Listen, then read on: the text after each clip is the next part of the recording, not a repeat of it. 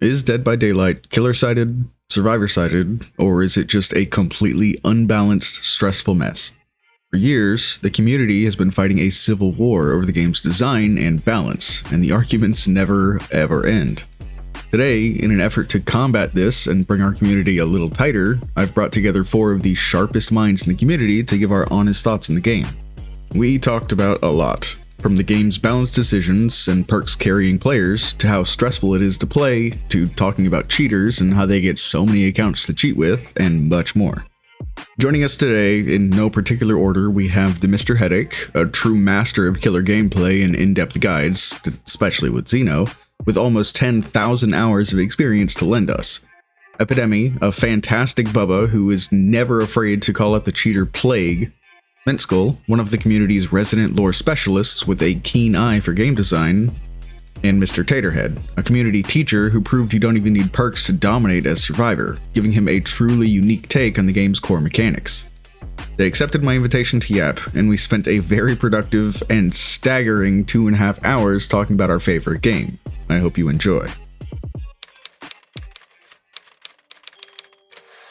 Alright, well, I guess there's no better place to start than with introductions. Brian, do you want to kick us off?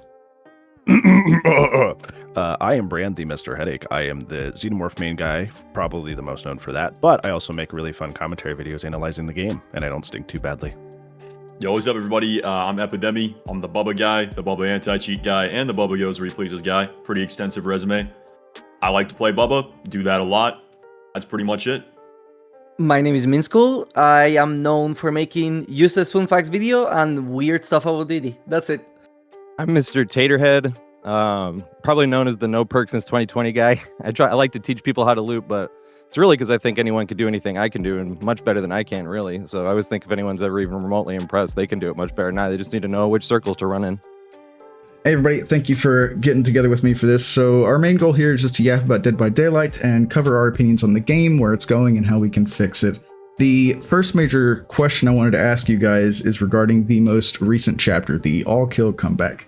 I want to go around and just see what you guys' opinions are on the game, where it's going, and what this new chapter kind of spells for the future of this game that we love.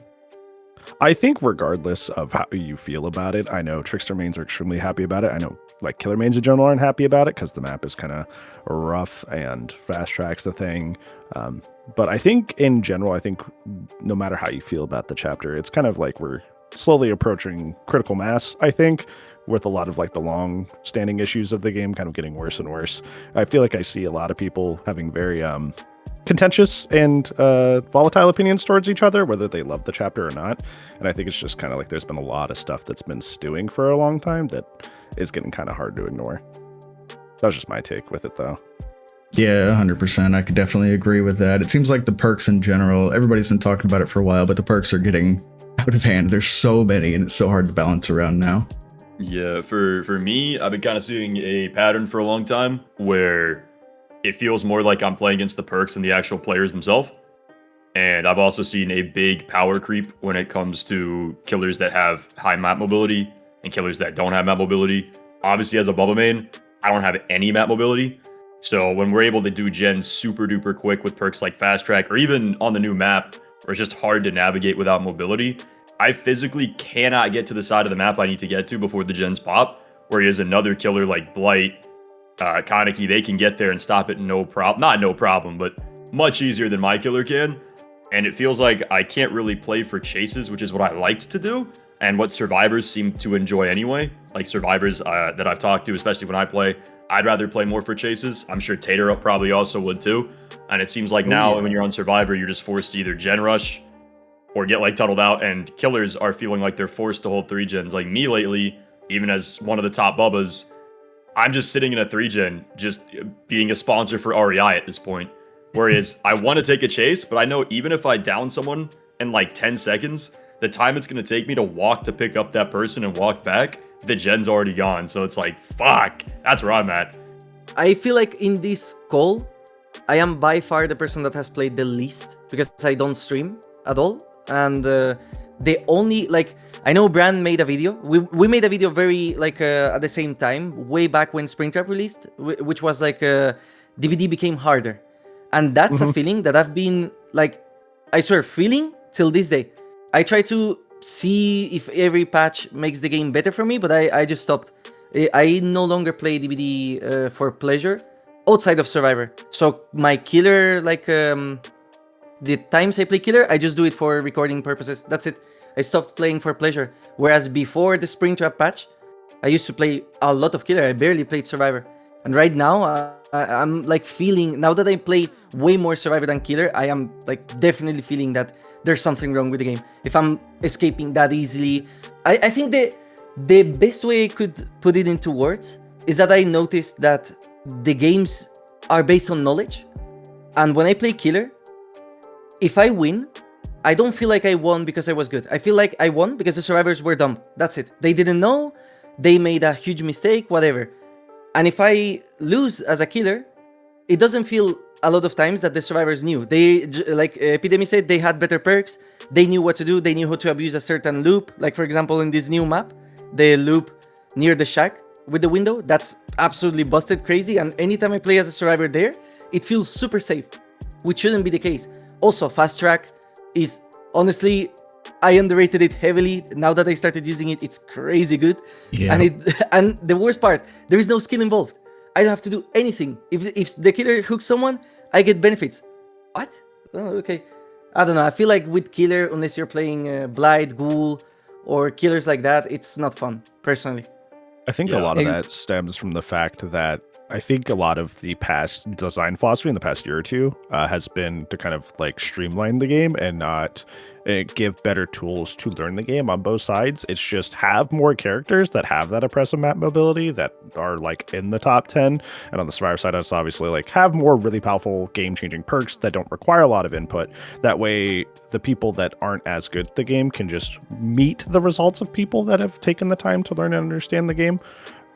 So I feel like that's why the game feels kind of like stale and kind of wash, rinse, repeat these days, because it's just like Epidemi said, it's like you're fighting more like perks or characters and not necessarily people, which feels kind of hollow.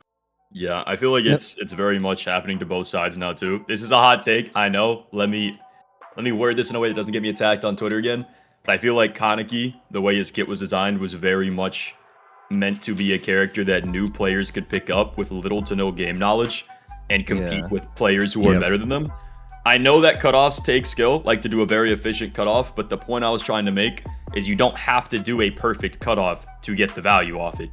Like just having that map mobility, you can overextend on bad chases, you can go to spots you shouldn't have gone, and you can always get back to where you need to be because you have that mobility.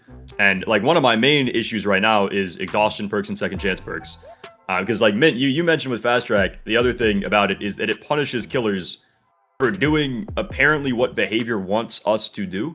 I remember there was that one dev stream where they're like the evil skull merchant and the nice skull merchant. If you don't want me to slug and you don't want me to, you know, not hook people, why are we then adding a perk that punishes me for then doing that? Like all the perks I can think of, like DS, very rarely do I get people not using it aggressively by sprinting into my face. And then perks like Dramaturgy, perks like Sprint Burst, even if I outplay the survivor, they can have that perk to just get them out of jail free. If you think of combos like Unbreakable DS, I as a killer am put into a spot where I literally can't do anything. Like there's no counterplay for me, even with Plot Twist DS. Like they're either getting up or they're stunning me. So at least me as a killer, I feel like we've kind of lost playing for loops and chases, and that could have just been me looking through it in rose-tinted lenses. But I feel like when I started, even all the Survivor content videos, I remember watching like Probs way back in the day. He was doing these chases or like Sway, and I was like, damn, like, wow, these are cool, like really long, fun chases. I feel like I don't see that anymore. I feel like we've gotten to more of a like meta where people don't really learn how to loop. They just let their perks play for them, gen rush, and get out of the game. And I think if we keep going down that road, it's just going to be more perk-based gameplay and more killers with insane power creep and map mobility. And I feel like no one's going to enjoy that. Yeah, I feel like most of the time that it's like bought back in like the older versions of the game where we didn't have like, there was kind of like, it's almost like a weird bell curve where we had like B and P instant completing gens, and there was like this middle zone where a lot of that stuff got kind of measured out a little bit. And now we're back into like oh, you want to spread hooks and not hurt somebody out or slug out the whole team? Fast track, bad killer. So it's like all the time that you would buy back in the day for like just looping. Looping was the main way you would buy time for gens for your team across the map. Now you buy that time just by slapping on a hyper focus stakeout and going, haha, well, that's my time saver, which is by just definition just completely uninteractive. Like there's no way for you to stop that at all. It does make me curious where you fall on this whole discussion, Tater. So we were talking about perks a lot, and obviously you're famous for being the no perks since 2020 guy. Also very respectable. I know I saw the reason why you went down that path, so very respectable. But I'm curious what your opinion is with the new perks that have been coming out, like Fast Track, that they reworked and all that stuff that we're talking about. What do you see? Where does that... Probably can put my words together. Fast Track. I feel like the most positive way to look at something that makes as little sense as Fast Track is like maybe they wanted newer players to skyrocket their MMR and find out real quick. Like I was like, it's kind of like the same with Ghoul. Like what's the most positive way to take out like how easy the auto aim was? Specifically, I was like, maybe they were trying to do it to make something more comparable for controller players as opposed to, because most of the people actually play on console. Because Steam is just like the one thing on PC, so most of the players actually are on console, and it's just like, oh man, like most of the killer players are even playing on controller, you know, which is a lot tougher, at least in my opinion, than mouse and keyboard is. But that just made it where way more plays were even possible with Ghoul in the first place that on mouse and keyboard. Once again, where it was just like, well, you can tell immediately if they are on that one. That's the funniest thing though, is it just takes so long to learn, and I feel like one of the best things they could do to help people learn, especially if we're talking about just loops and not like second chances and stuff like that, would literally just be able to have us load into a custom game by ourselves and not have like bots running around and be able to load in as a survivor, so you can just run around. Because like to load in to do something, I have DBD on 2 platforms. I have it on Nintendo Switch and PC, so I can stand AFK on Wraith on the Switch while I run around yapping on Survivor. And then you can load up the map over and over, so you can see like the different layouts. Like Chapel has 3 different total main buildings, and Family Residence have 3 different total main buildings, and like Ormond has a bunch of little RNG where there's like it's either this pallet or this pallet or one of these 3 pallets here or this window or that window. Like it's a bunch of stuff like that, but it's way more simple if you could literally figure it out by yourself in 10 minutes, just loading up the map a few times just to be like, oh, that's how it works. But for some reason we can't do that like at all. And then the problem with that is balancing it becomes really hard for that exact reason, because it takes people so long to actually like learn the basics basically. And I remember this shocking us back in like the Halo days. I'm super unk here, but like we were playing Halo 2, and I remember Halo 2 you'd start getting cheaters. I'm like, it was up to level 50. Same with Halo 3. That was like the rankings. And me and all my friends were on like 35, and you'd start getting cheaters, and you'd have to wait really long for games to make sure you didn't get cheaters. You'd have to wait like half an hour between games once you got to like level 32. So it was like super hard to rank up past that. But then when we were hearing like what the average Halo player was, that took all the players into account, we were thinking like level 20 or something like that, you know, and like it was level 10, and it blew our mind. It was like, what? Like all of our friends are like level 30 and stuff. Like how is people like really struggling to get to level 10? And then the same with Halo 3, like all of us were level 50s, and we like had some friends that were stuck at Brigadiers. We call them Brig Gens because they get the gold bars underneath because they couldn't get to level 50, stuff like that. But then when they came out with those statistics, and the average player was level 20 in that one, and it was like, holy crap. Like there's just such a huge divide, but it's way more accentuated in DBD because of how long the learning process takes. Because not only is there this like 50 maps and 40 some killers to play against, but you also have different RNG rule sets for the maps, and it's just like, that's why they end up slapping up all these other things too, because it really affects the queue times no matter what you do. So like Fast Track right now, all of a sudden survivor queues are now like a minute long, even like in the middle of the day when they used to be instant. But when Ghoul came out, like, because I think that it was a good comparison, as somebody brought up earlier, but then killer queues were terrible for like months because everyone was playing Ghoul. And it's just like puts you in it's basically stuck between a rock and a hard place. Yeah, I feel like queue time is a great way to gauge what the community genuinely thinks about the state of the game at any given time. I know it can vary based on your MMR and your region, but like that average, I think you can get a lot from that. A lot of, like before, a couple months ago, maybe 6 months ago, definitely around the Springtrap release, the bonus for playing the game, I've always seen it stuck on Survivor around that time, but it's been slowly going down from 1.5 to 1.25, 1.1. And now I see it on Killer more often than I see it on Survivor, to be honest. Yeah, I feel like that's why I had hoped that they would have gone the direction of trying to provide more tools and education inside the game to try and help people not only try to know what to do, but when to do it. Which is kind of a big issue, is because like if you look at the tutorial that's in the game right now, they're like, you can drop pallets, you can vault windows, you can do gens, but they don't tell you literally at all when or how you should do those things to actually succeed at the game. They're just like, those are actions you can complete. And they said it like a couple dev streams ago that they would be improving that, but we haven't heard anything about that since they said that. So I wonder how that's going, because I feel like that's a major pain point, and that's why we've ended up in a situation where a lot of players on both sides are not very good, and they do rely on these things because they just kind of don't have anywhere besides content creators to go to in order to find these things out. Yeah, I was gonna say the one thing that I did really like this update though, well obviously there is some bug fixes I liked. They fixed the Bubba Tantrum bug that's been in the game for 5 years. Hey, they That's really fixed cool. that? What? Yeah. They you shouldn't, at least I was testing it. I haven't had my chainsaw break at all yet.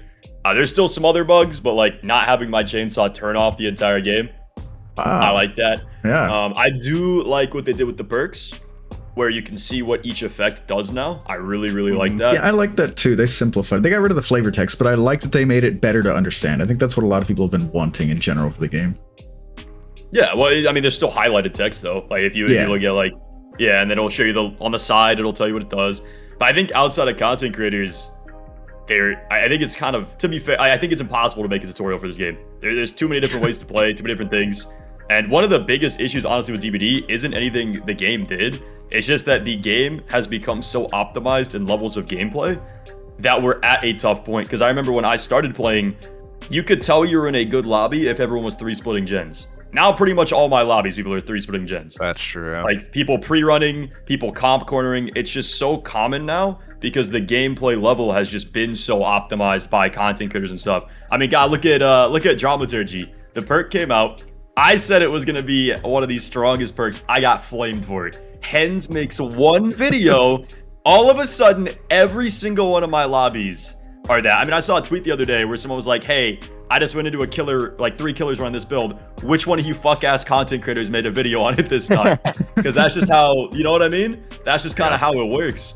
So I think something that the creator program could do, and I've already kind of brought this up, is we should utilize the creators in the program to help make tutorials and either just link them to that. Because I mean, at least as you were saying, Eddie, I don't think you can really pick up this game well if you don't watch content. It's going to take you way too many hours. I mean, people can't really teach you an in-game chat. I don't remember the last time I saw something positive in the in-game chat, so it's not like you can learn from other players normally. They've tried to teach me to do some things, but just not good ones. Yeah, like Pixel said in the last episode, equip rope and chair build, I think is the most crazy one that he's ever heard. Yes. Yeah. Yeah, that's a great point, though. I was actually going to bring that up. A tutorial system is something that is widely discussed for Dead by Daylight, and then it always has the same counters, just like you were talking about. Actually having a thorough tutorial would be very difficult. But some people do bring up some great suggestions, and actually, Tater, your suggestion of being able to go into a map just by yourself and explore is a great one that I've seen before. One that I've also seen that I kind of like is something similar to Marvel Rivals, where when you're looking at a killer, you can get like a little, 3-second, 4-second clip of how the killer's power works, or, maybe you have a clip of how the power works and a little paragraph of like, hey, if you're playing Survivor, this is the common way to avoid it, kind of thing. What would you guys like to see put forward, if it is, creator videos, yeah, but what would you guys like to see put forward to help bring up the skill level across the board for better balancing? Trials. Just like 10 little like scenarios, not full games, just 10 little scenarios of like, for example, with my character, the xenomorph is coming. Put down 2 flame turrets slightly spaced apart. See, you burned it out of the power. Trial complete. You get like 5,000 blood points. Next trial.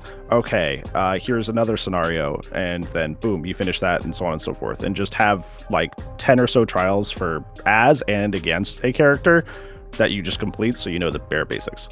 That's what I would like to see. Nerf exhaustion perks. Yeah, nerfing exhaustion perks, yeah. I'm being so serious though, because right now we're in such a sprint versus vigil meta. If you are in a bad position, to be fair, against killers like Kaneki, it's different. It doesn't help you as much against weaker killers, but like if I'm in a dead zone, Kaneki can close in on me in literally 5 seconds. Like, there's really nothing I can do. But if, like, you are not reacting to the fat-ass Bubba walking all the way across the map to get to you, and you're in a horrible spot you put for yourself, and you'd be like, oh, Y99 sprint burst, so now I can get to a strong part of the map. Yay! I think that doesn't help. Also, people just 99ing, like, or having dramaturgy. Like, for Bubba, I don't know if you guys know about taking pallet control, specifically for Flick Bubba. But if I take pallet control and set it up, while I'm doing it with Vigil, they could just get sprint burst back. So I can set up pallet control, win the mind game, and then I just watch them sprint off like Max Verstappen. And I'm like, well, fuck, I guess. Like, I think the gameplay is very dumbed down with exhaustion. I think the best way would be to have them earn it in some name, way, shape, or form. I don't know if that would be through like working on gens or stuff like that. But the way it is right now is just infinite exhaustion, which is crazy with how strong it is, in my opinion. I was going to say, kind of like, it does really make the difference between stronger and weaker killers insane as well, just for that reason. Because, like, speaking of Bubba, he really feels like he needs Bamboozle. Like, I remember when I was trying to learn Bubba, and with no perks and no add-ons, like, you're thinking, like, even on maybe I can whittle down like the pallets over time and play smartly, and then get a few like survivors maybe down in the right spot. But the problem is, then you get a map like Saloon, which has a lot of windows, and if the survivors know how to actually loop the windows, you can't even use your power. You're just like, I have to M1 at some point, and I can't even learn the power on this map because I can't use my power unless I have this one perk. But then you get like stronger killers like Nurse or Blight, obviously are the easiest to point to. Kaneki we were talking about earlier, Dracula's I mean, there's a few killers that, you know, but just in comparison to like Bubba or Ghostface or something like that, that feels like they literally need something in chase while already being weaker, and then they have to force like some other perks on top of that just to cover for their weaknesses, while other killers, and that's why when you get these new perks and all this extra stuff coming out, and it just further pushes both sides to like the opposite side of the room, essentially, where it's like, well, you could play one of these two, you know, or you could just not care about losing and play these ones. But you know, you can't blame somebody for caring about winning, because it's a game. Like, someone's going to play to win. It's going to happen. I think the main thing that I bring up a lot that I think is just a very logistical thing to think about is that, and I don't mean to say in a negative way, it's like DBD is a game that breaks all the time. The servers went down again today. So what I worry about, not only just from like a learning perspective, it like, what if the exhaustion mechanic just like breaks for like a week? Like, everybody's gonna fold and everybody's gonna have an awful time, because if you've spent the entire time learning the game, being kind of put up on a very cagey foundation, and God forbid something breaks, then like you just can't play the game anymore. You just don't know how to loop. You don't know how to do anything. Like, it's kind of a precarious situation to be in. So it's in their best interest to not crutch on those like tools. Yeah, I have a few big things on that topic, where it's like, for me, exhaustion, the way I think about it is distance. Like, I don't think of sprint burst as just like sprint burst. I think of it, you're getting free distance. There are killers that can close that distance. So like exhaustion perks. When I play Nurse, I really don't even notice exhaustion perks. When I play Bubba, I really notice it. Also, like, if I tantrum on Bubba because I'm ass or whatever, I lose so much distance, I cannot get that distance back. If they sprint burst, I cannot get that back. There's no way for me to get that distance back without walking after them.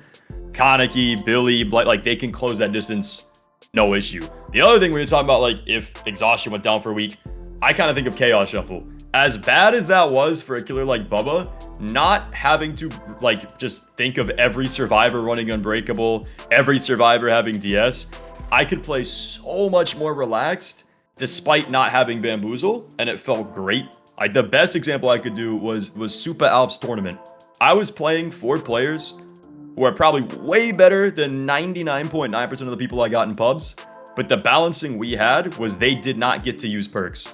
Knowing they didn't get to use perks, I was able to win with a 4K1 on Wreckers with Bubba against phenomenal players, and it was some of the most fun I've ever had, because it truly was a skill-based matchup for once. Not a, oh shit, do they have Unbreakable? Do they have DS? Are they going to 4%? And I think that is something we don't really have in DBD right now. I do have one question. Which one do you think is the bigger, like, gap? Like, the S tier killers to, like, D tier killers, we're talking about, like, Ghostface and stuff like that, or Swift versus solo queue? I'd say Swift and solo queue. Yeah, me too. It's like it's a nightmare. It is straight up a nightmare. Like, yeah, the S tier gap to like the Ghostface gap is like really bad.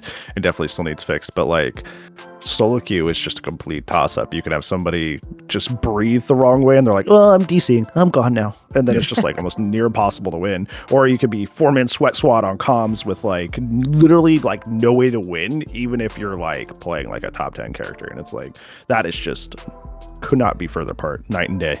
I would say I agree, but it depends on, like, obviously I've gotten really good teammates in solo queue before. Like, I don't need, if without comms, even if you have good teammates, it's still chill. Whereas like S to D, there's some things obviously you can't change. Swift, there's some things you can't change. I think Swift is just more luck of the draw, whereas like S to D is kind of guaranteed, right? You're playing a Blight, it's not going to transform into a Ghostface mid game. Whereas if you're running solo queue one game, you could have the best team of all time who understands how to look at the UI. By the way, that's another big topic. I don't know why the fuck no one looks at the UI on the screen, but there's so much info in that thing. It's unbelievable. Like, I noticed it with, you guys gotten the Vecna bug yet? No. Yeah. So, No yeah, icons D&D's on the hood, Vecna, like no there's generator. no UI. Yep, you can't see generator, heal progress, anything. What? And I was like, Shit. oh, fuck. But like, if I see, like, if I'm swiffing with you guys, and let's say Brand's the killer, because I like bullying, I don't know why I like bullying Headache, but like, if I'm on a gen that has high progress, Tater's on a gen that has high progress, Mint's on the hook, I obviously, Kovo would be like, oh shit, I need to rotate for the unhook. So if you have people that understand that, I think it bridges the gap. But for whatever reason, people just don't look at the bottom left of their screen. Yeah, I made a whole video talking about how like the average survivor is just not even like a 5 out of 10 at the game. They're just, most of them are below average.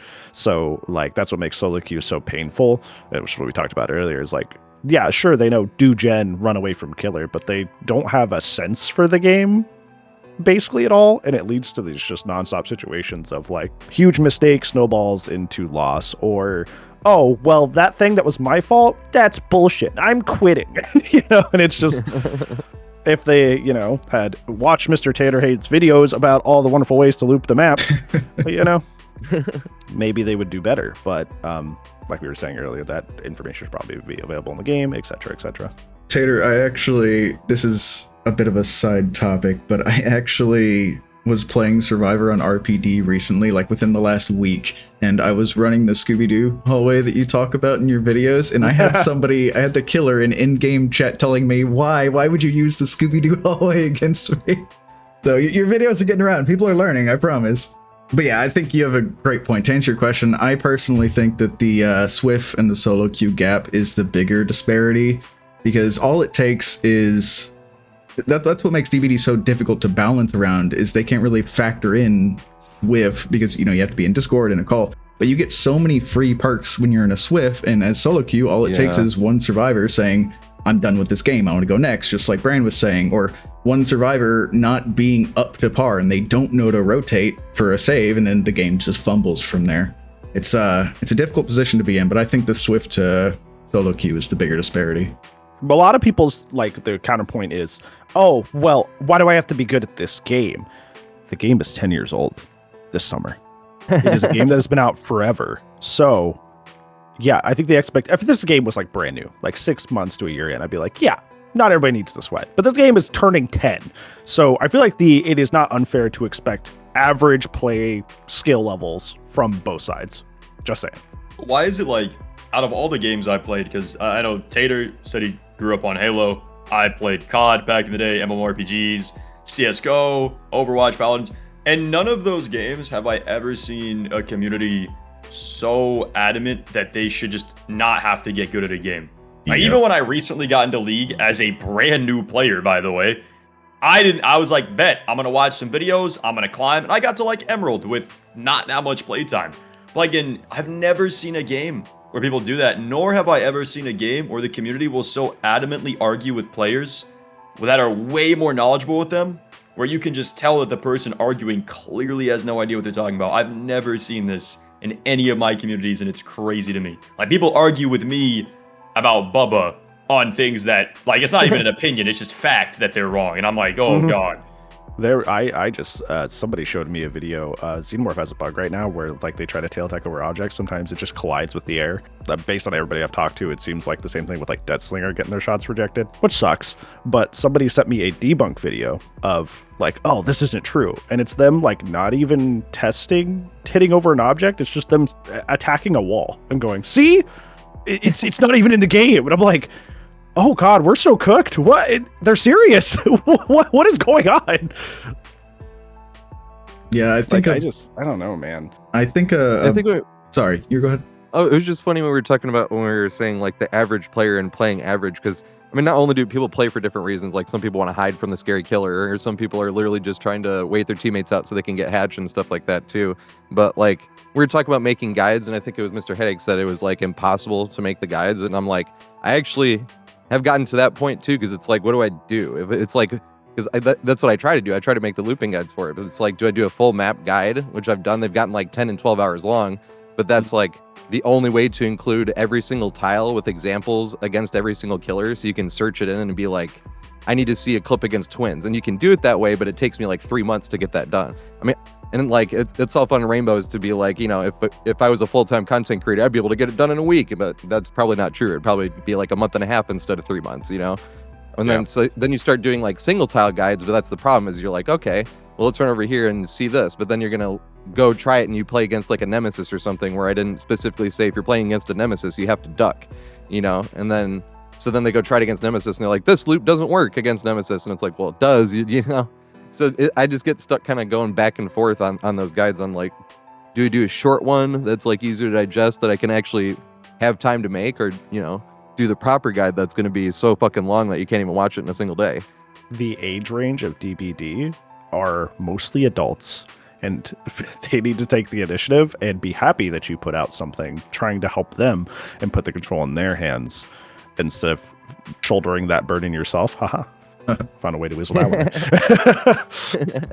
If I could say something, I don't think regarding the guides stuff, I know your guides are like extremely long and they have examples for each character, but I don't think it's that hard to do a guide. And what I mean by that is that the way you do it is like way too extensive, when I think it should just be a simple thing. Like when Brand said about the Xenomorph, like having a 10 I guess mini challenges, like so survivors learn, or the killers learn how to use the power. I think just having a video that just visually tells you how it works, and like a visual example of the match in game happening, that would be enough, in my opinion. I don't think there's, obviously, like, that's my thing. I don't think the devs would be creating situations for every single character in every single situation. And what I'm going for is that I don't think that's needed, because I haven't seen that in any other game ever. As an example, Rainbow Six Siege, right? I haven't seen a single player do a guide, for example, for Tubarão, right? Against every single enemy operator. Even on League, when I was looking like for guides for characters, I've never seen a guide of someone having like a 3-4 hours guide how to play Riven against every single like matchup you can get. I think it's better to just show the basics for players, because the game doesn't show the basics, in my opinion, and let them learn. If not explain like, okay, in this loop in the RPD, like on the Leon Welcome Leon room, you have to do this against Nemesis, this against Twins, this against that's way too much. I think it's easier if survivors knew the basics, which in my matches it doesn't look like it. And the best example I think I can give is the Knight. The Knight has a mechanic that not many players know, where if there is a hunt going on, if you touch the hook, the hunt stops. And that's something that the game doesn't, like, if I'm a survivor, right, and I start playing DBD, first of all, there is a high chance I haven't seen who the Knight is. I don't know even what the power is. The only thing is the small like tag on the loading screen, which is, I bet a lot of people don't even watch that. They don't read it.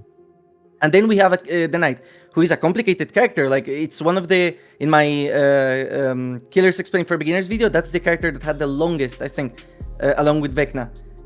And that simple mechanic is a game changer.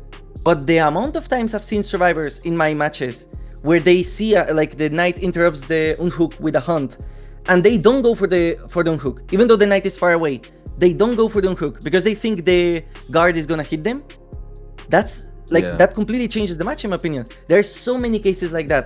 Another great example is the disparity between, like, I think the actual biggest gap in the game is knowledge. Like when survivors have knowledge, killers have knowledge, and that creates like a huge difference in how the match is played. With Plague, what does the game tell you? If you never watch Shotsdarva, never watch anyone play the Plague, and you get against the Plague a match, and she pukes on you, right? What will you do as a new player or as a casual? You will go clean. That's obvious. The game is telling you to go clean. Yet, what does every single content creator ever tell you? What does every single streamer tell you? Oh, don't clean. That goes completely against like the fundamentals of Dead by Daylight.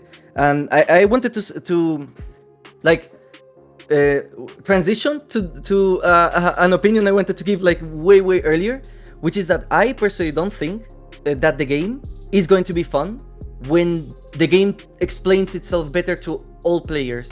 And that makes me a huge hypocrite, because I've been a huge advocate to like teaching new players. I genuinely think if every single survivor uses the tools that they can use against the killer, like perks, map knowledge, if they watch Tater videos and run the maps optimally, and the killer also plays optimally, I think that's miserable.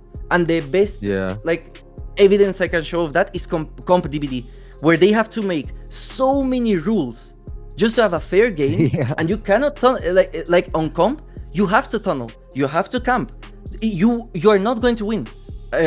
Way earlier, I think Epidemic said that way back in DBD, the game will run more into long chases.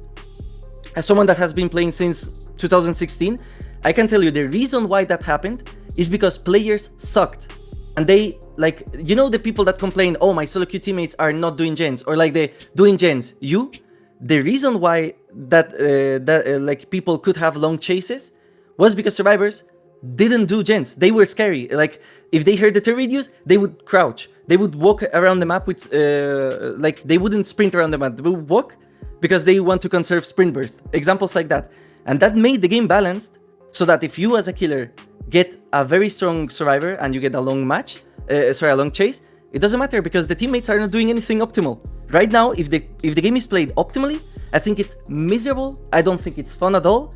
And in my opinion, killers right now are hurting more because the way to optimally play the game is something the devs are not advocating for killers. So on comp DBD, you can tunnel, you can camp, and that's the way to play the game. There is no other way to win against competent survivors. But on pubs, like on normal DBD, the game is now punishing you for tunneling. There's 20 perks that are anti-tunnel.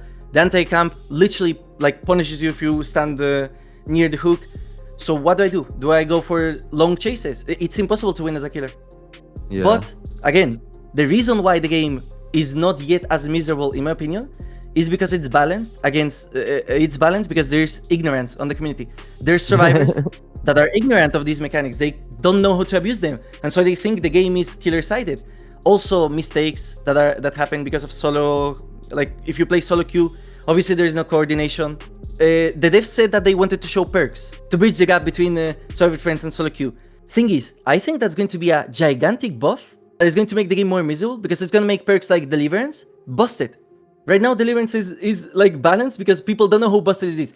Shoulder the Burden, that's it. It's literally a game changer perk, but it's not used that much on normal matches.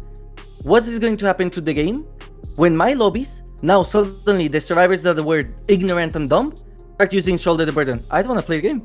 I can't even tunnel then. I can't camp. I can't do anything. The game is going against me. And if survivors use that knowledge, it's over. In my opinion, of course. Yeah, I can definitely see usually that. with stuff with that is usually like, I think the DVD community has a big like fear of this kind of avoidance when it comes to making the game healthier and a better place for everyone. It's like, well, if we do this, what if this happens?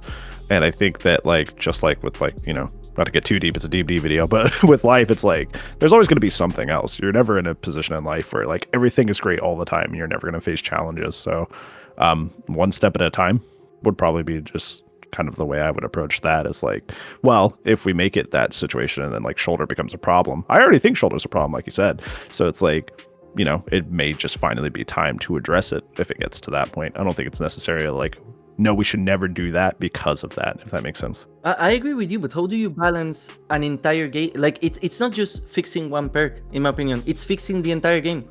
I genuinely don't think DBD is balanced around the long chase.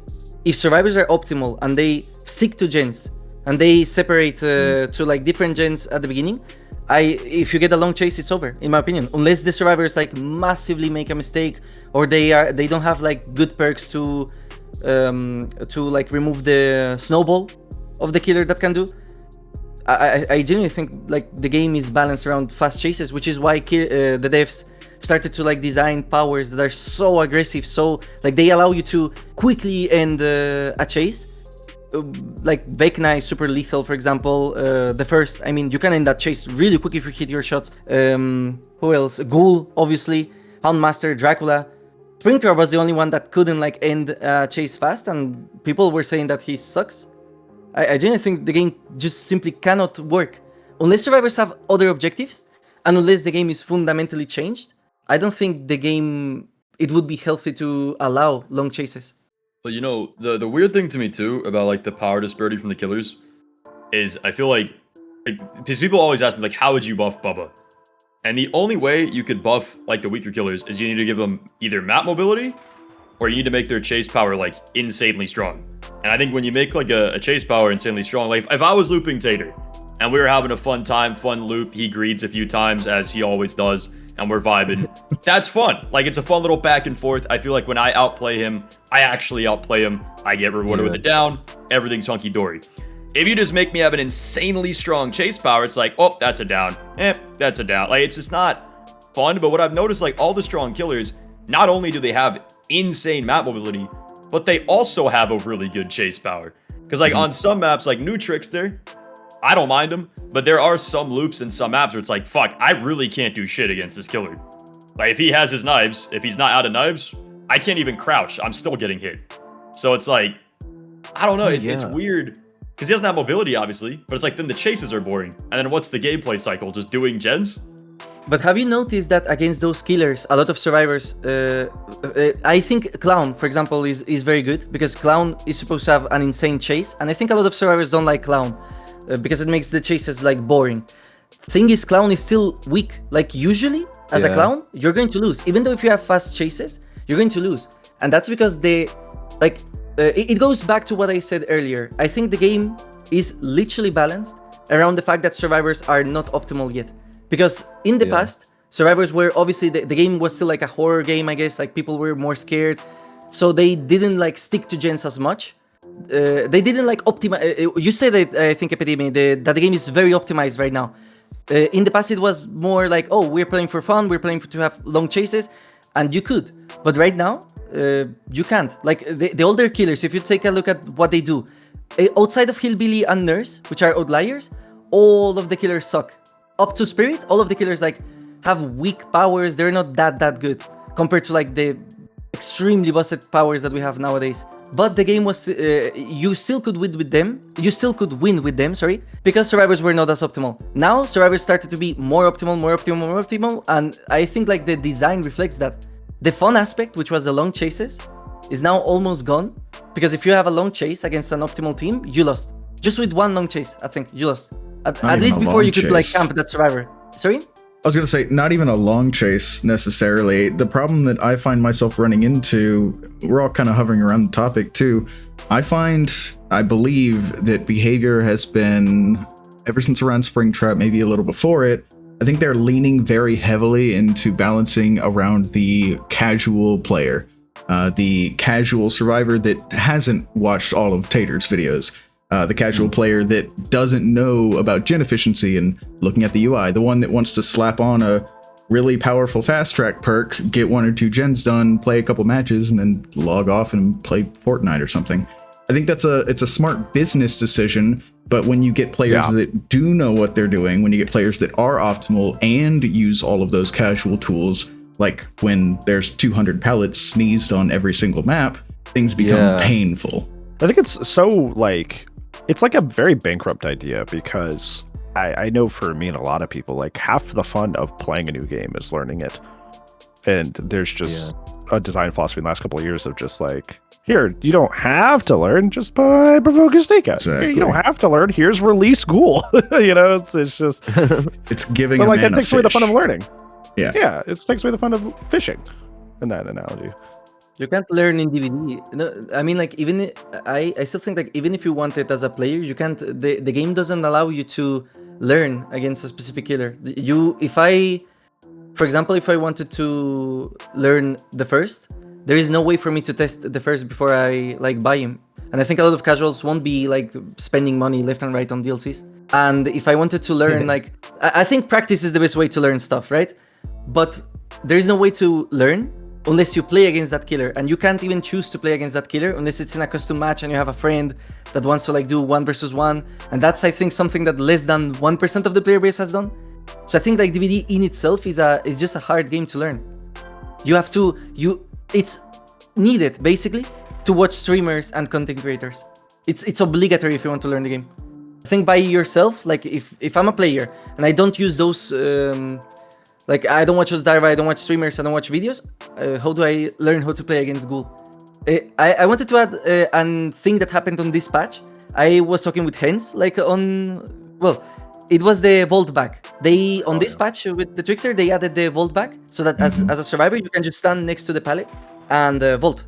And it's a huge nerf to Ghoul, obviously, because that was I would say one of the strongest aspects of the Ghoul was that he had insane mobility, and like Epidemic said, he also had anti-loop on top, and an insane anti-loop at that. But now, the pallet leaping aspect is useless. But does that help? In my opinion, no. Because the new players, the casuals that don't read the patch notes, they have no idea that if they stand next to a pallet and the Ghoul vaults, they can vault back. Why? Because the Ghoul, since its release, you would die. If the Ghoul vaulted the pallet, you would die. So already a lot of players that played against Ghoul, they know, okay, I cannot stand near the pallet. And second, it just doesn't make sense. There is no consistency. If Wesker does it, you get hit. But if Ghoul does it, there is nothing. So the game itself is just very hostile for beginners. There's a lot of stuff that just doesn't make sense. Yeah, definitely. Learning in Dead by Daylight, especially if you avoid content creators, is absolutely painful. It's almost like behavior leans on content creators for making tutorials and not for like Trickster content players on how to make a rework and stuff like that. And like it feels like if we go back to the giving a man a fish versus teaching a fish analogy, it's like behavior is creating all these perks, letting all of these perks stack on each other for insane gen times, insane healing times. They're releasing all this stuff to give players the fish because they've designed a method of fishing that's like quantum mechanics, and they don't know how to teach players how to fish. So they're just giving them fish so that they'll keep playing. That's what it seems like to me. If only there were some sort of aligned group that they could make where they like deputize creators to do things to help them make the game easier to learn. They should probably use that. Be insane. No, that's what it feels like. It's like I don't envy. I've said this many times before. I don't envy the balancing team at Behavior. It's a rough spot to be in. Yeah. Honestly, it's probably a miracle that they've survived this long. It probably helps that all of their competition routinely shoots themselves in the foot, but it's a miracle that they've lived as long as they have. And I do not envy the mountain of balancing that they have to go through. I think it's funny because on that topic, I feel like the reason a lot of ASIMs die is because of the balance aspect of it, because it's usually a power fantasy of something they hate about Dead by Daylight instead of just making a fun gameplay flow that is unique to them. So. VHS hit me hard. Oh my god, that game. I had such high hopes for it, but god, the teen experience was so... I know this is a Dead by Daylight video, not a VHS video, but the teen experience was so good that it made absolutely nobody want to play the monster, and I really loved that game. It hurts to this day. Yeah, if you make a game from the ground up to be like, well, we're not this game, and it's so much better, usually they end up accidentally kind of exemplifying the things that are frustrating, but to do like a 19th percentile, you know? They go in the opposite direction. Yeah, when you go from one job to the next job and you were sick of the problems at your other job, so you go to the next job and you haven't found the new problems yet, but you're like, hey, this is so much better. And then you're like, oh, never mind. After a while, you're like, this is worse. Yep. So recently there was a video put out, I really should have written the name down because I am completely blanking on it. Clown Main, somebody help me out. Starts with an A. Arnaud.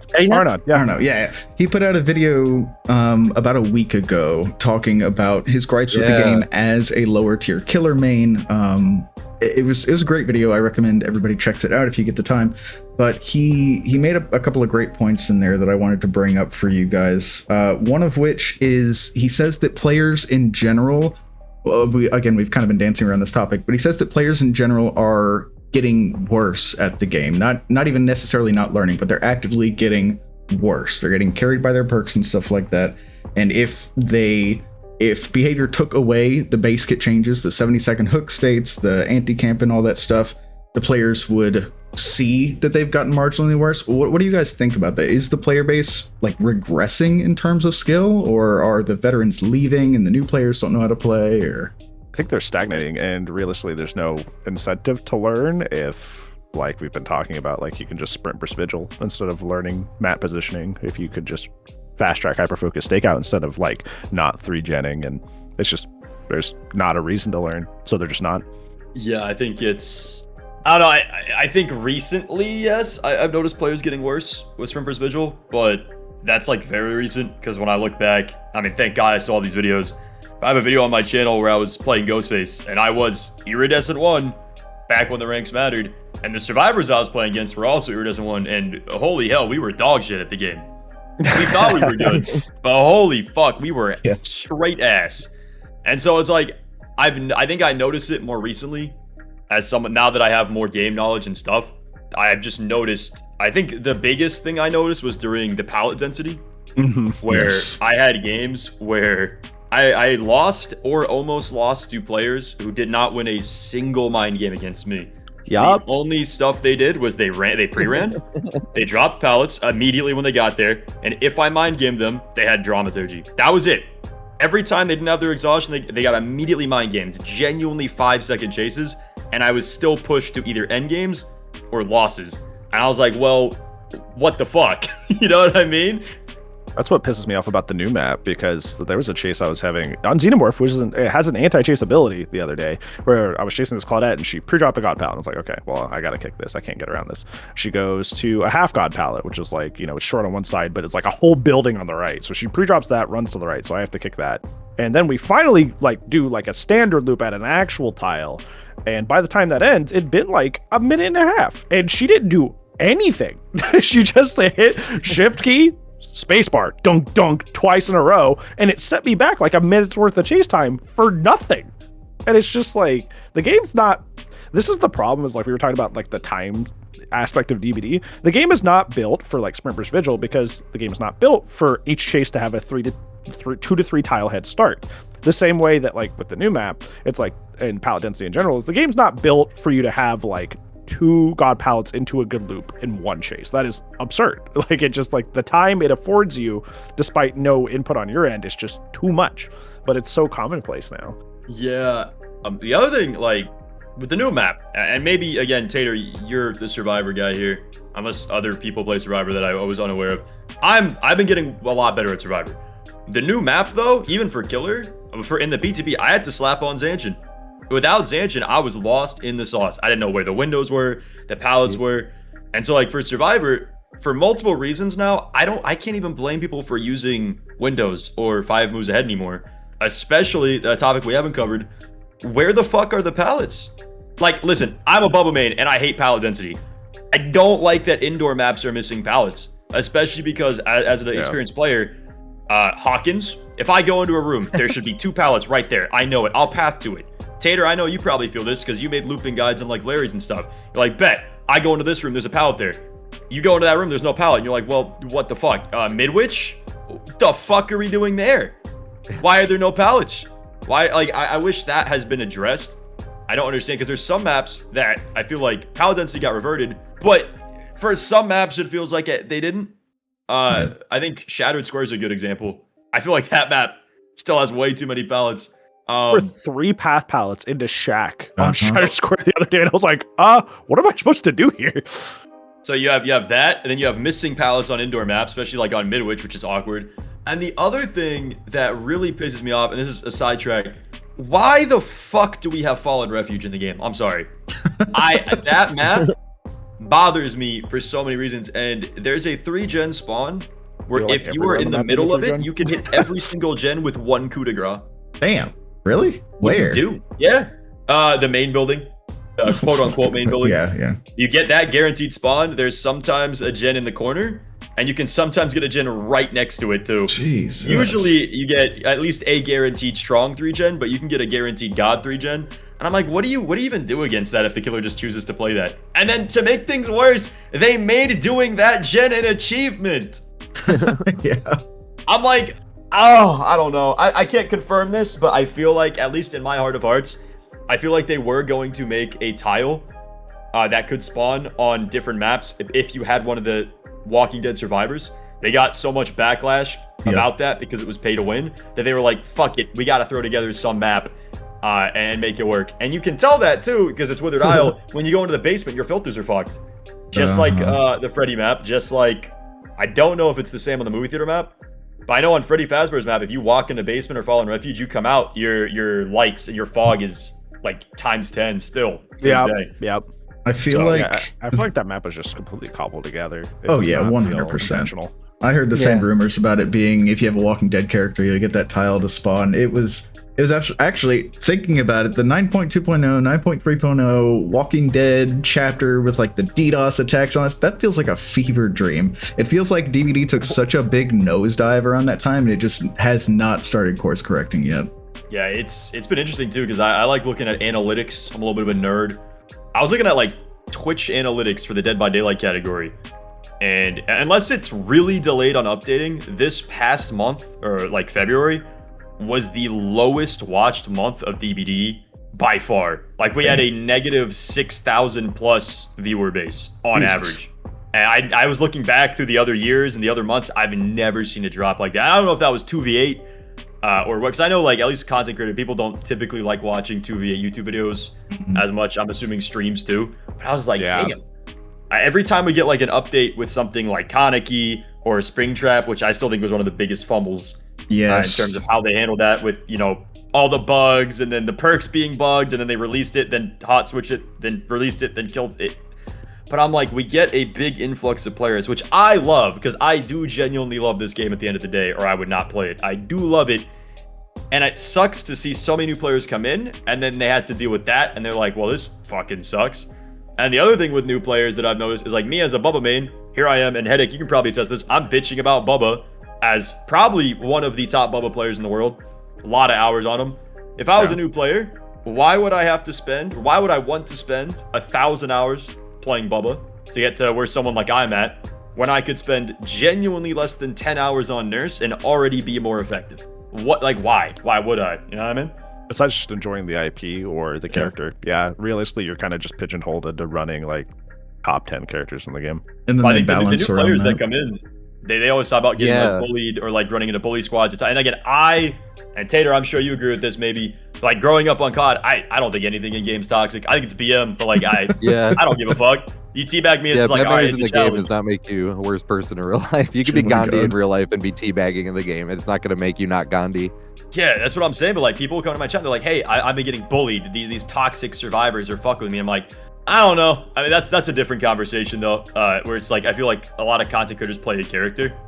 I mean, even I do sometimes. Like I'll be like, toxic cheater gets right. I mean, yeah, a cheater gets bodied. Did I need to put toxic in there? Probably not.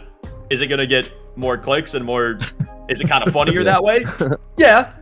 But it's like, I don't know. I think a lot of streamers will play a character and then a lot of people watch that character and then they embody it. It's the same issue with League, where it's like someone will do something crazy over the top and everyone's like, oh, that's normal. It's like, no, it's more for your entertainment, you know? No, I brought that up in my Survivors Are Getting Worse video, where it was like, I think another reason a lot of people are like, there's mismatched expectations going into games of Survivors is because you see like really great Survivor mains just like dunk all over somebody who's not even that bad of a killer, and they're like, bro, no way, and they're like clicking and bagging and having a great time. So they're like, oh, well, I can go do that, but they haven't, spent all the hours in the game. They haven't learned all the things that make that possible. So they go in with kind of like a similar mentality, but they don't have the bite to match the bark, and they just get rolled, and then they're like, okay, I'm DCing. Yeah, tracing and chaining loops looks easy when you're not playing the game, but that skill of like which loop to chain to, what direction do you loop in, as killer and survivor, those decisions are what makes Dead by Daylight. So watchers will see people doing all these great loops and they're like, what? All I have to do is run straight or run in a circle and I get to body a killer? Yeah, I see that.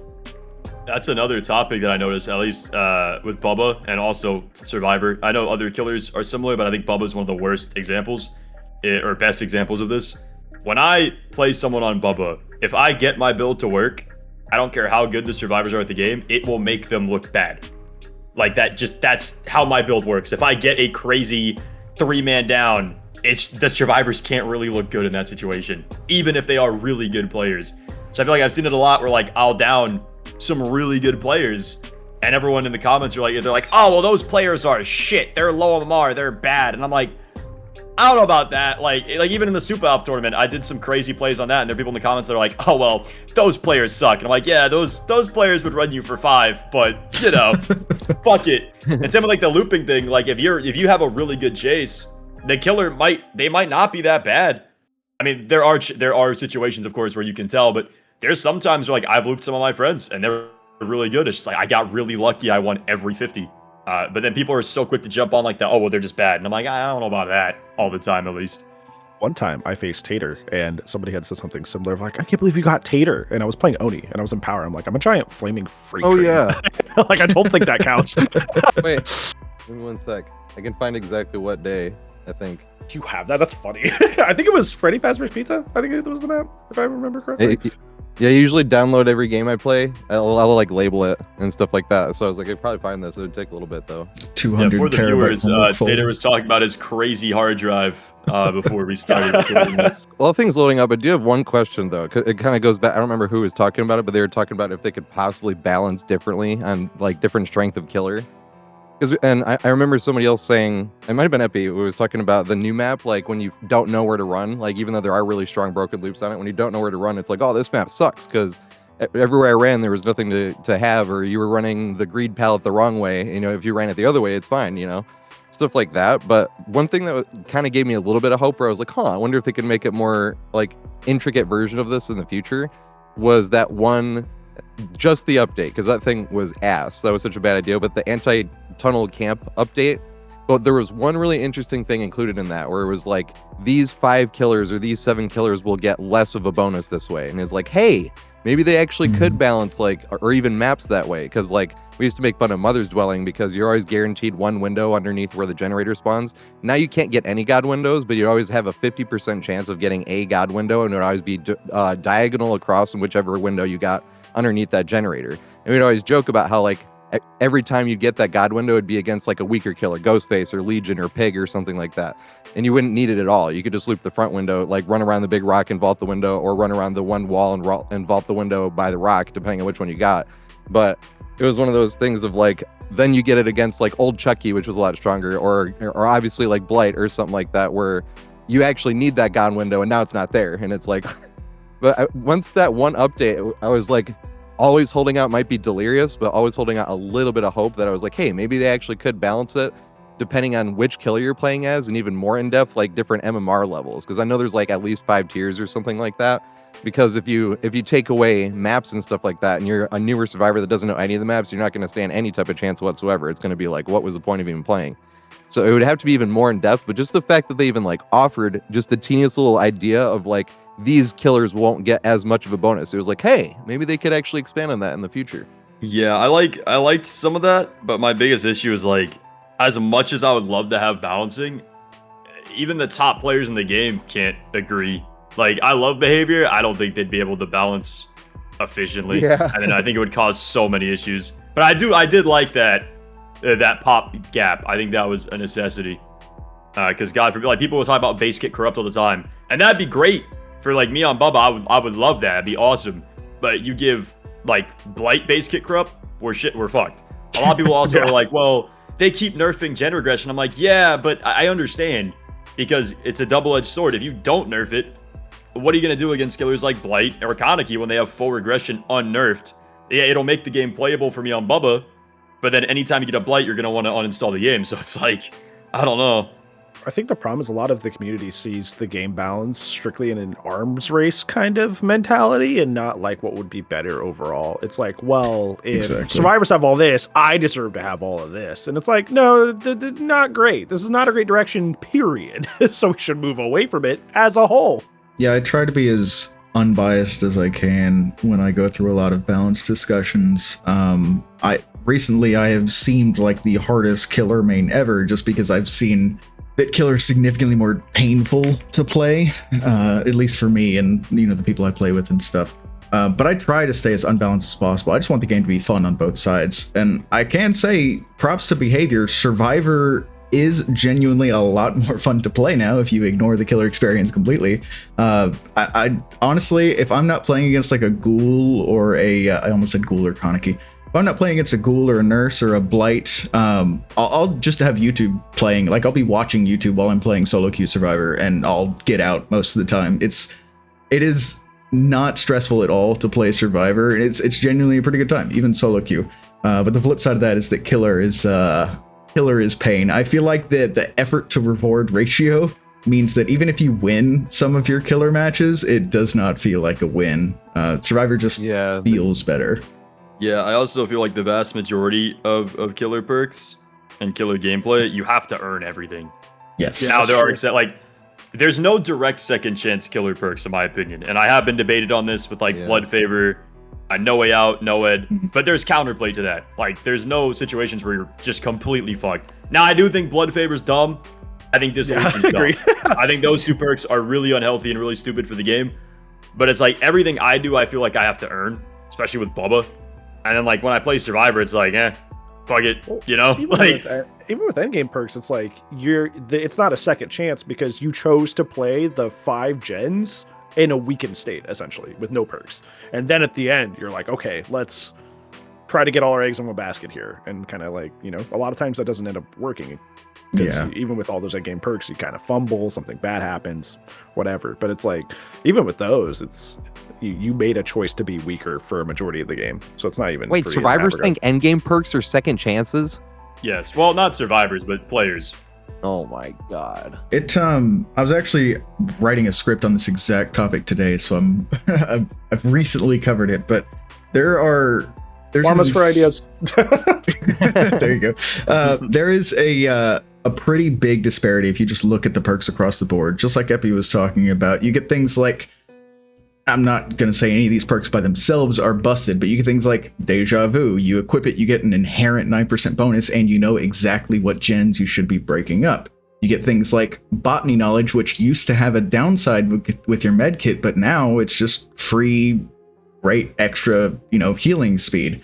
You get things like the new Fast Track, where literally your team has to lose and you get permanent progress on generators. And then on the other side, you have Killer, where you have Corrupt Intervention that lasts for 2 minutes, only blocks 3 gens, and the second you make any meaningful progress with a down, it goes away. You have things like Pop Goes the Weasel, which did get a buff, but like you have to get the chase, get the down, pick them up, throw them on a hook, then huff your 110, 115 ass across the map to the gen that's been worked on, hope it doesn't pop in time, and kick it.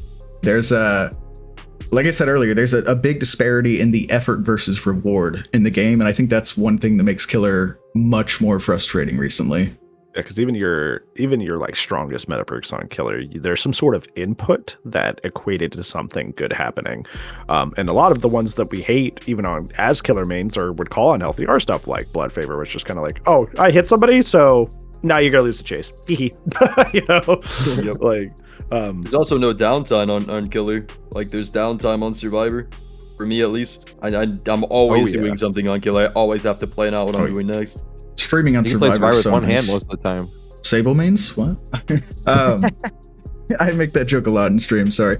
Streaming as Survivor is a lot more chill. You can just sit back. You can read chat. Like I said, I can watch YouTube. I can watch Netflix. I don't even have to have the game audio on. I can have the audio mute focus thing on, just see the little heartbeat on my screen and be like, oh yeah, okay, I have to play Dead by Daylight again. It's much more chill. And somebody was talking about Twitch earlier. I have noticed that a lot more people on Twitch are playing Survivor. When I go to raid out, I like to raid killers, genuinely because they get more hate, it seems. So I like to raid out to killers, and I have to scroll through that list to find somebody playing killer. It's pretty rough. I feel like my opinions are worth the least because the gap between how many hours you guys play versus me is insane. Like I right now I consider myself a casual that just has a lot of knowledge of DBD, but I barely play the game. Like I mostly play Survivor. I sometimes play with a duo, solo queue as well. I noticed that for sure that Survivor is significantly less stressful. Also, I don't know if it's just me, but I think there's also a mental component. When I lose as Survivor, I don't care as much as when I lose as Killer. Yeah. I don't know why. If I like get demolished as a Survivor, I'm thinking, wow, this Killer is good. If I get demolished as Killer, I feel frustrated, and also a lot of times I don't want to be like the classic, killer main, whatever, but like just by mathematics, there's 4 survivors, 1 killer. I get so many more ego players like as survivor. Yeah. Also, I guess because like being in a survivor with friends allows you to like play in an ego way, I guess too. So there's like that, ego mentality. Not saying that there isn't on killers. I got like the classic easy blights that slug at 5 gens. Yeah, of course. But it's, for me at least, my limited experience playing the game, I meet way more like ego survivors than killers. In fact, lately, I don't know, I've been getting a lot of killers that are just bad. Like as a killer player, I see, and they're not doing good choices. They play loops poorly. Maybe they don't know how to use their power. So anytime I get like a killer that is good, I get excited. There was yesterday, I think, I played against a Singularity on the Trickster map, and it was a Prestige 100 Singularity. And while playing the game, I was like, oh wow, this guy's a nowhere. Like a lot of like techs that you use to counter Singularity, it didn't work on him. And he made me look like a complete noob. My chases lasted little, but I had fun. Because I could see the skill on the Singularity player. Mm-hmm. But when I'm playing as killer, there's so little times that I get a survivor that I compliment. I either say, oh wait, is he subtle cheating? Or I say, busted perk. Like, it pisses me off to play as killer. I would rather play as a survivor, have peace of mind. If I lose, wow, the killer was good. If I win, whatever, go next. Like, I don't know. It's just me, maybe. That makes sense, because when you're playing Survivor, there's a lot, especially if you're in solo queue or even just in a duo or something like that, there's so much out of your hands. So even if stuff goes really wrong, you're like, well, if we were on communications, like that wouldn't have gone wrong. Like there's nothing we could do about it. We're on the other side of the map and like all the stuff's happening over there. When you're in killer, like every single little thing that happens in the entire game is directly related to, even if it is still out of your hands, like a bad gen spread or something like that. But the other issue with that is when you're playing Survivor, like in terms of like basketball, when you play on the driveway, like not any type of organized basketball, you play make it, take it. Like if you make a basket, you get the ball back and you get another chance. That's basically what our survivors are with 50-50s. Like every time they win a single 50-50, ooh, here comes another chance for another 50-50. But when you are playing killer and you win one single 50-50, well, down goes the survivor. And I don't get any more chances to have more fun winning those 50-50s. It's just like they're down and that was that. So it's like killers are forced to play like pro ball rules and survivors get to run around having a great time while only even having to play with one hand. Like if you know where to run in circles, you can literally be eating strawberries while you're looping the killer. You vault the window, you put a strawberry in your mouth before you have to turn the corner. And then you run around the corner, you vault the window again, you can put another strawberry, blueberry in your mouth, like literally in the middle of a chase. Like it's that laid back. And it's like that. Like when you're not being chased, you don't even have to be looking at the screen half the time. You could be like somebody, I don't remember who was saying, but they could be watching something else while playing Survivor. And I'm like, that's so true. It's that laid back. So out of curiosity though, because you mentioned it, how many hours do we all have? I have like 9,000 something. Let me see. I just hit 3,800. Yeah, 9,011. I have 4,100, but as a reminder, I started playing on 2016 when Nurse released. So that's what I mean, like early on in 2016, 17, 18, I played the game significantly more. It's funny, since I became a content creator, I started to play the game less. It's so funny. Yeah. Especially this year.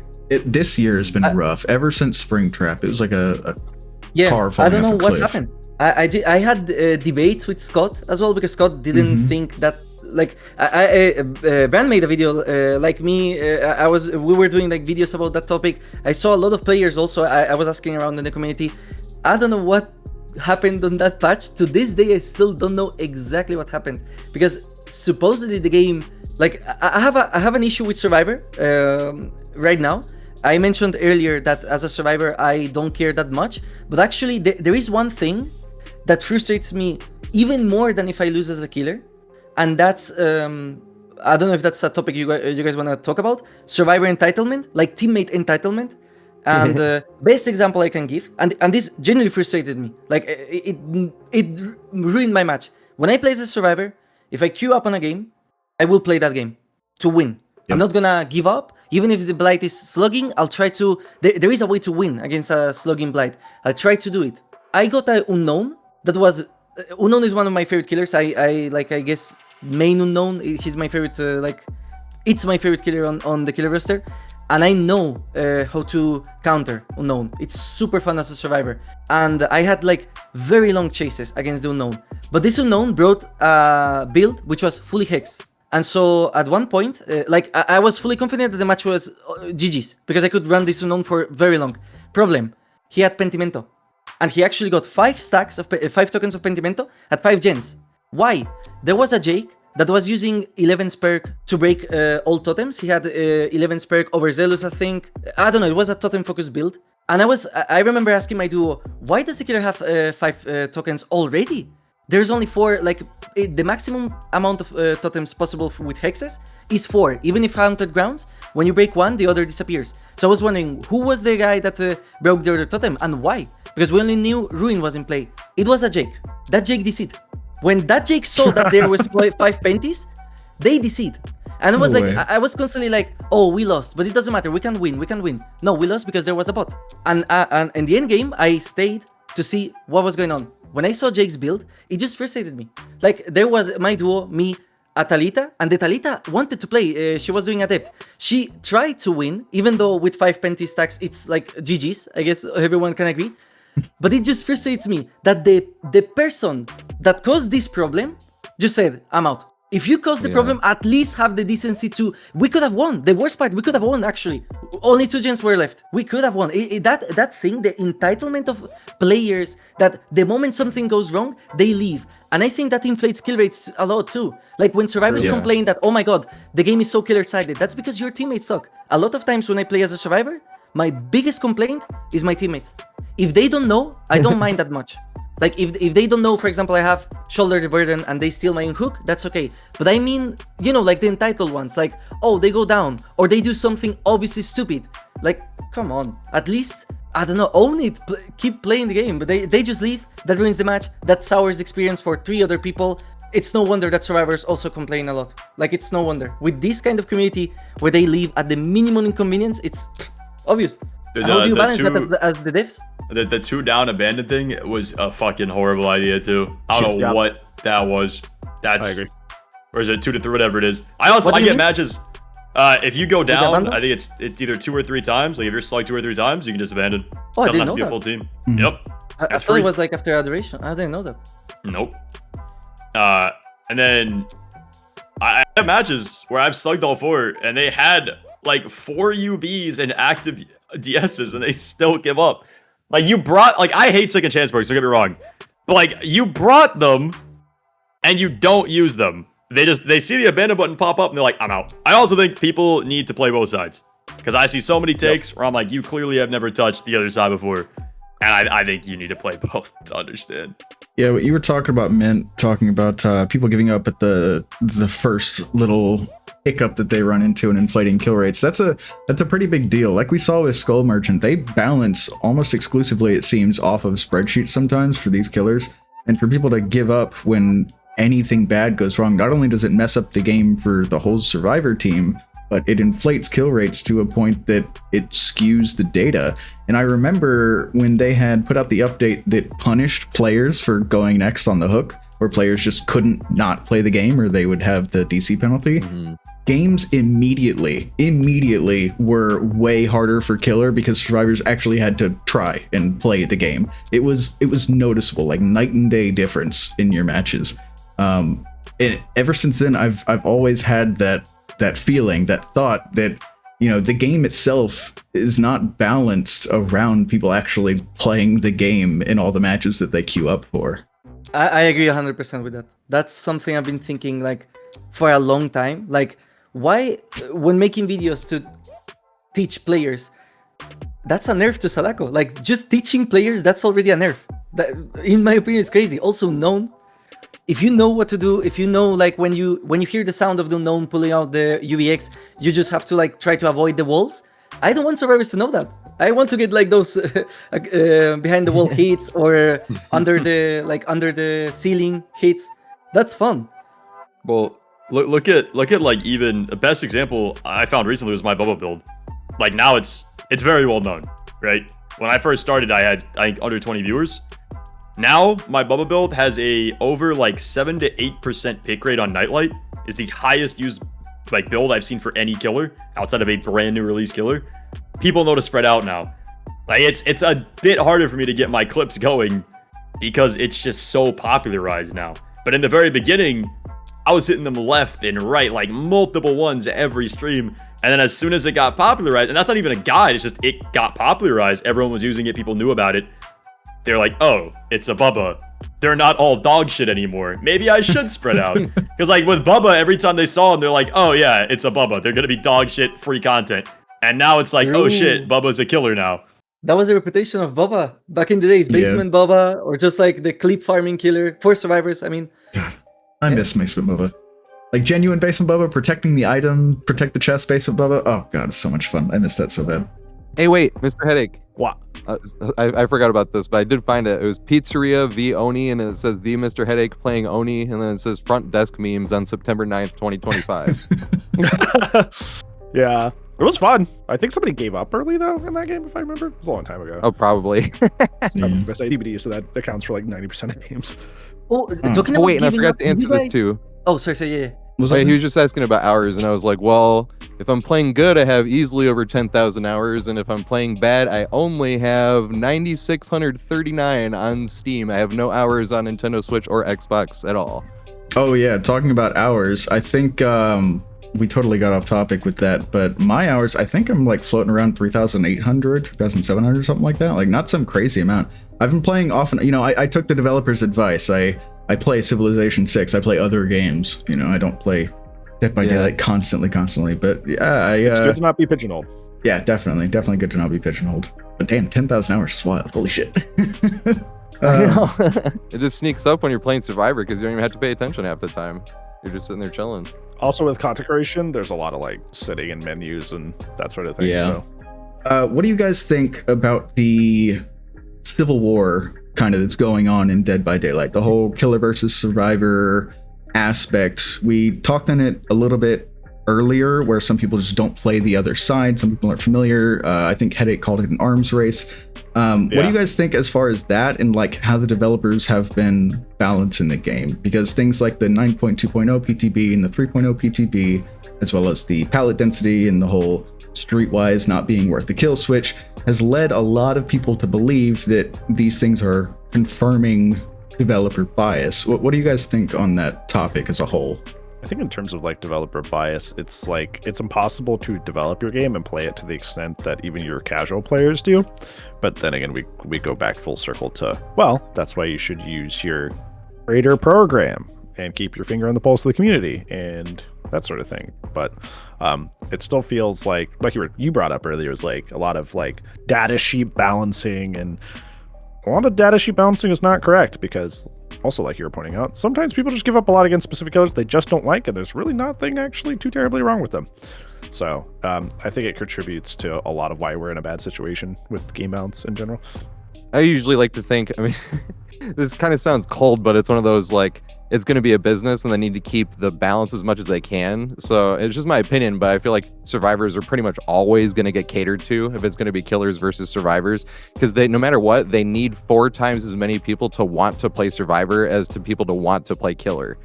Yeah, and more customers. That's the thing that gets really hard for them to end up balancing, and that's why what happened when Ghoul came out, all of a sudden killer queue time sucked for like months, and then Springtrap came out and killer queue time still sucked, and then every time the 2v8 comes out, the killer queue times just still suck, because you got survivors that are going to actually play some killer in the 2v8 because they're like, hey, I can play with a teammate, you know. And then but the killer queue times are always the ones getting pooped on. And then like even with the 2v8, like that one, the killer queue times, you got to play like 2 games like in the play while you wait, but that's like the most survivor-sided playlist. There's never like full teams of 8. I feel like most of the time your teammates are killers waiting for a game anyway.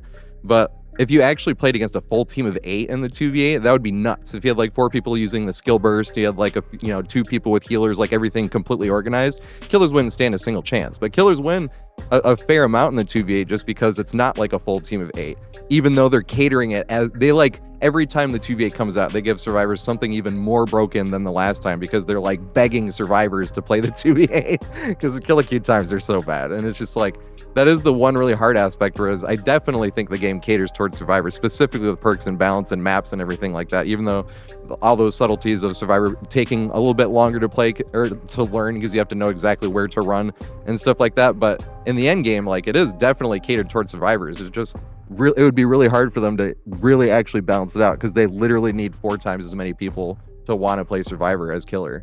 Yeah. So you're right that it's like inherently they kind of have to, just from a business perspective. Yeah. But I think when it comes to that sort of thing, I think focus on fairness and interactivity would make both sides happy.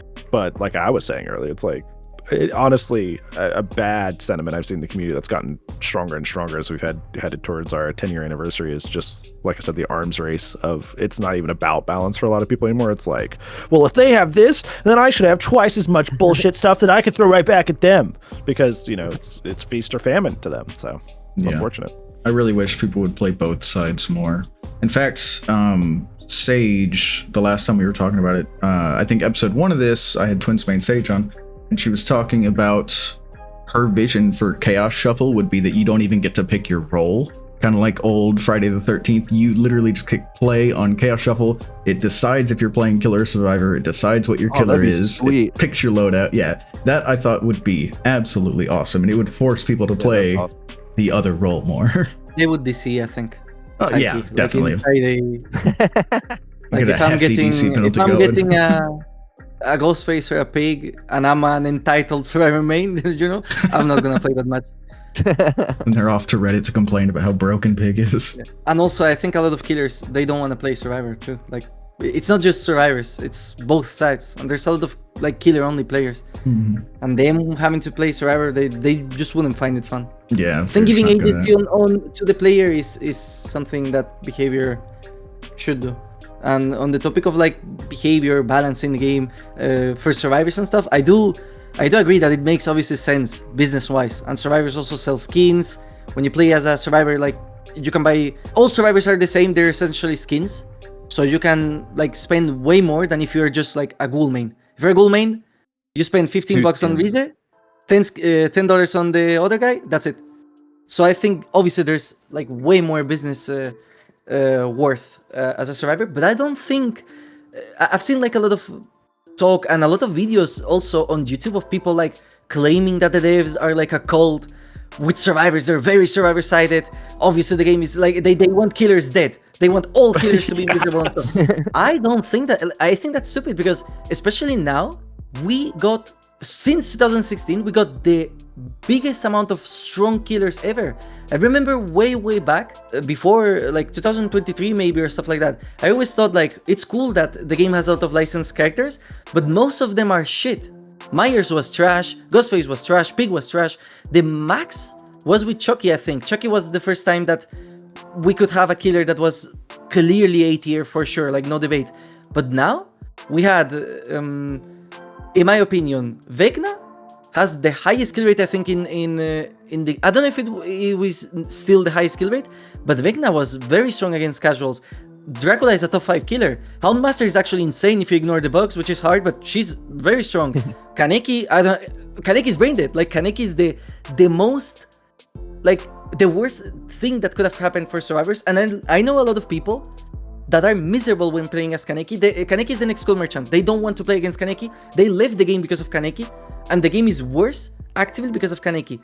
And let's not forget Krasu. Krasu was absolutely disgustingly busted on live release. Yep. And finally, we got first. First is decent. 3 absolutely amazing perks. Very good power. So I find it very hard to believe that the devs are catering to survivors when we've been eating very good as killers lately. For powerful killers, yeah. I largely Thrill agree. of the Hunt was buff. Thrill of the Hunt made the game miserable. It was like a gigantic buff for killer like Hex says. Now, I remember when Ruin was trash. Now, when I play as a survivor and I see Ruin, I'm like, oh my god. Like, it went back on the meta. So I don't know. I don't think there's bias. With it, which is cool. With Ruin, yeah. That's the other thing too, though, with killers. Like, since they actually have an activatable, say the right word, but since they actually have like an actual power that they can use, that's how they end up like sort of bribing back survivors to play again by giving them something broken like fast track. I know that's like a year later, but playing as Kaneki is fun. They got like the whole Spider-Man aspect. Like, it's definitely going to be fun playing as Kaneki, and it's like, how do we make it up to survivors to even out the queue times? Well, let's give them another broken perk that like wins the game for him, you know. That's what I'm saying, though. They balance around the top of the tier list, it seems, is what's going on. And then killers like Clown, I think he's basically done playing Clown for now, and Bubba, and, you know, all these ghost faces and everything are kind of suffering. And that was my key. That was the big reason I made my video talking about Otz's statement that he made recently. The game's in a better place than ever. I think the devs, the design developers for like maps and everything, 10 out of 10, knocking it out of the park. Skins are amazing. The new Trickster Mia can Mori me anytime. I don't mind getting Mori'd against the new Trickster. The quality of life, the UI adjustments, getting to make your own aura colors. I never thought we would see that. Your own scratch mark colors. No, I thought you'd need filters for that. Like, everything except for the balance, they're knocking it out of the park. But for a lot of players that love Ghostface, that love Pig, that love all these other killers, I feel like the game isn't better than ever, you know? But I understand it. It's a business. They have to make money. They're a corporation. They have employees to pay, to feed, you know?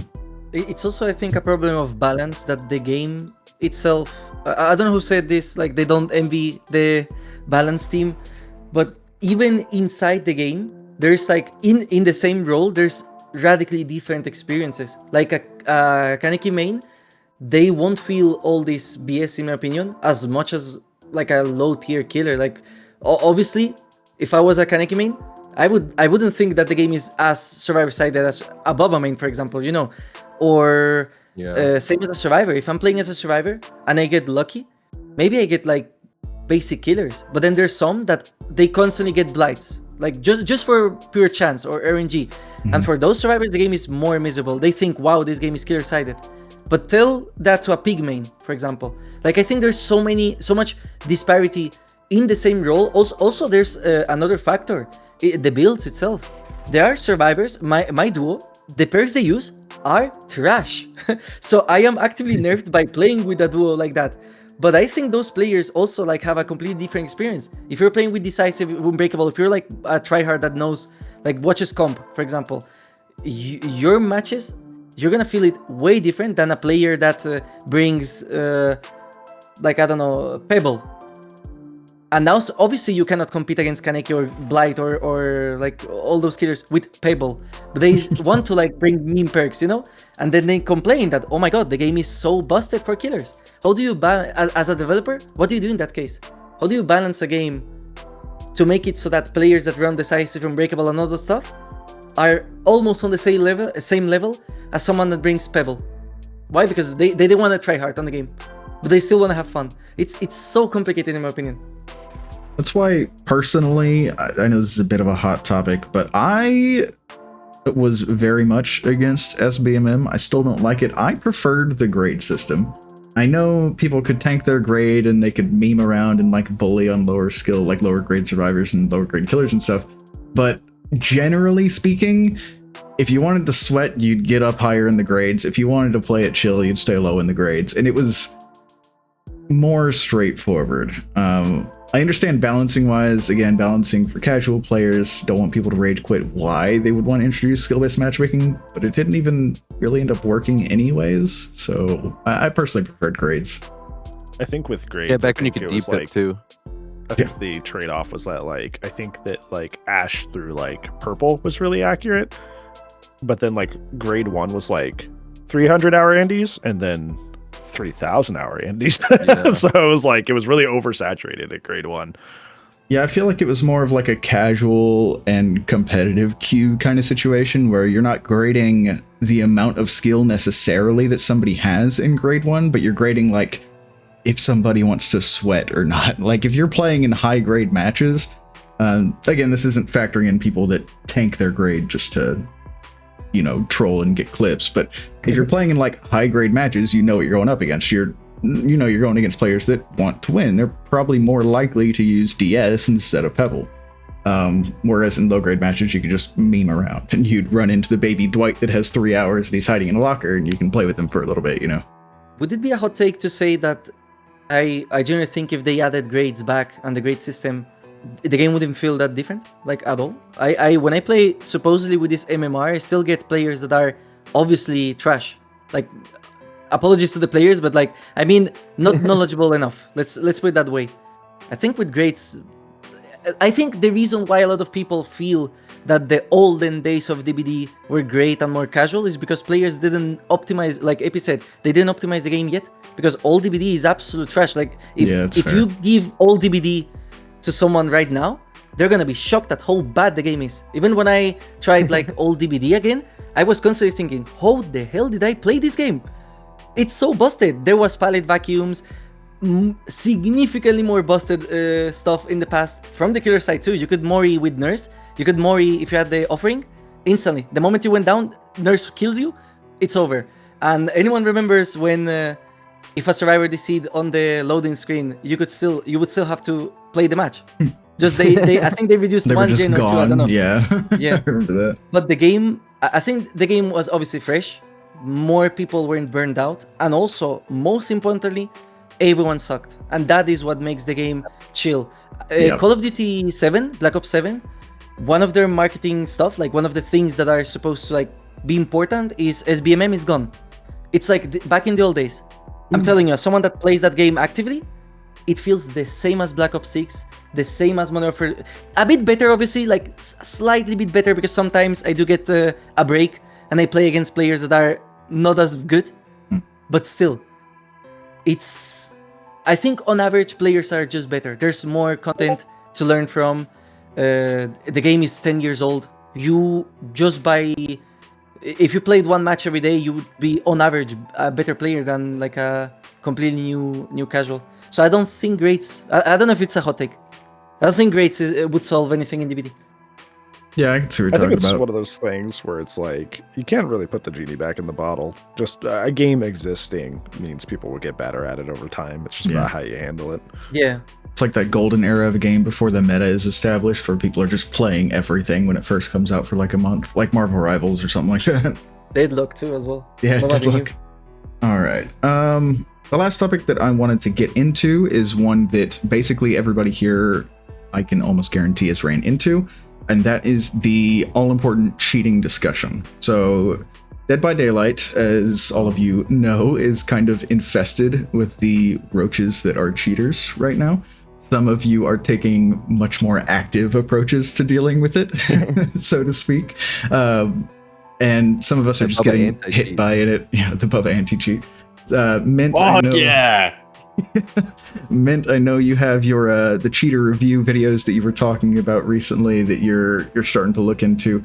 My opinion is, I would assume we're all against cheating, so I'm not even going to bother asking that. My question is, how would you guys improve the game from a cheater perspective? Do you think maybe players should have more options, like killers should be able to DC when all 5 gens are completed? Do you think behavior needs to actually get a decent anti-cheat? Like, upgrade the anti-cheat to not be the free one. The issue is, I don't know if you guys knew this, it's not the Epic Games accounts. Because I thought originally it was when they made the game free on that weekend, they made a fuck ton of accounts. And they did. That was originally the way they had all those proxy accounts. But because I am the Bubba anti-cheat, I did have a cheater show me how he does it. If you have an account on Xbox, like the Microsoft Store, even if that main account is banned, this is the crazy part, your main account can be banned, you can still infinitely share that account repeatedly. no way. Over and over and over. You just need to make a new Microsoft account. That's all you gotta do. And you gotta share it from the main account. And then once you do that, you just have to use the injecting software, inject that account. All this can be done within like 2 to 5 minutes. And you have a full cheating account.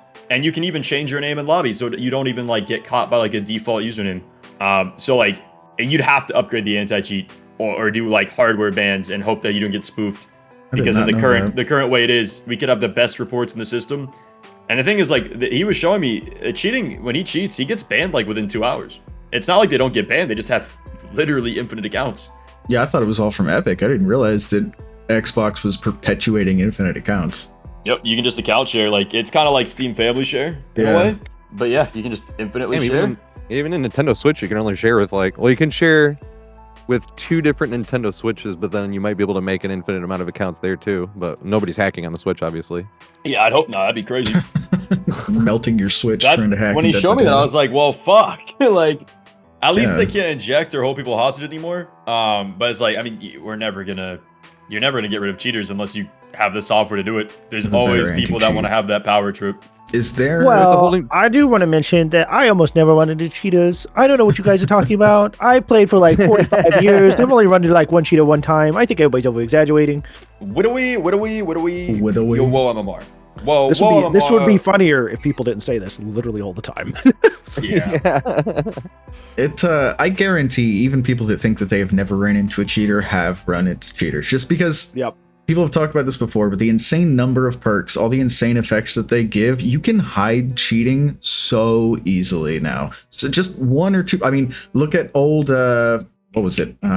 Old, if you were injured, you were running 3% faster. The name is, I'm blanking. Made for this. Thank you. Old MFT, 3% speed, 2%, 1% speed is a big difference in looping. Paid for this. Paid for this.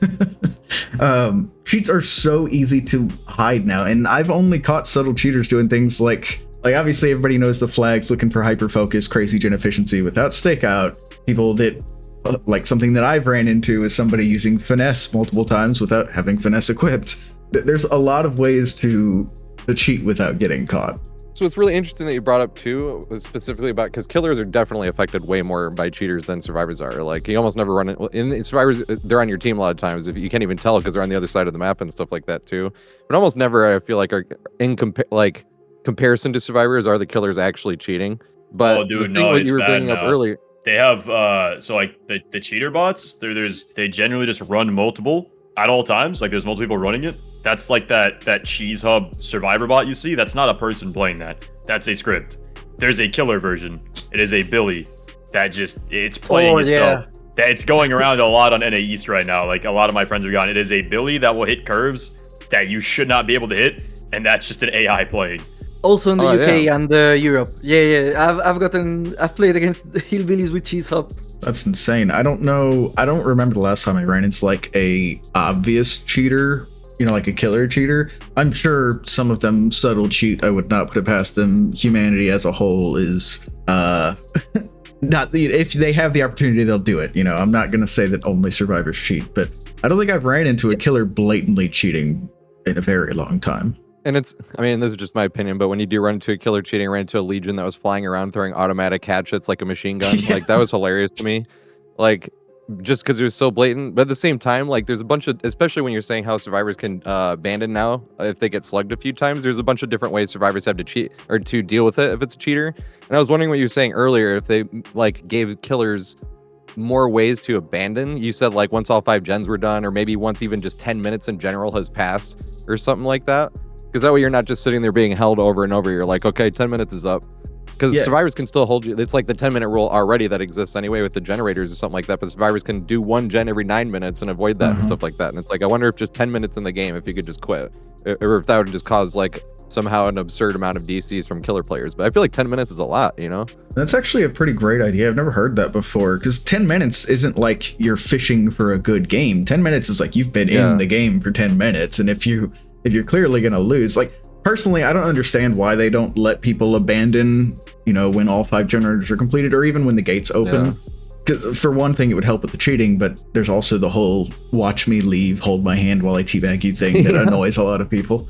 I never thought to have just like a flat 10-minute timer to let people, let killers or, I don't know, people in general abandon without penalty. Because that would be, it's kind of avoiding match fishing, which is why people want a DC penalty to begin with.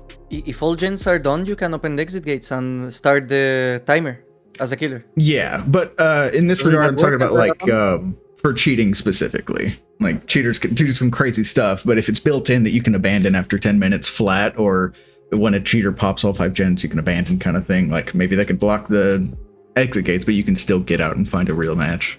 I think the devs did add something to combat that, because I remember way back there was a like cheating group that targeted streamers to hold them hostage. I remember Spooky Loops made a video about that, and it was because the devs made a mistake. Anytime the the end timer ended, they would have to wait for the server to time out, actually, Yeah, not the I remember match that. itself.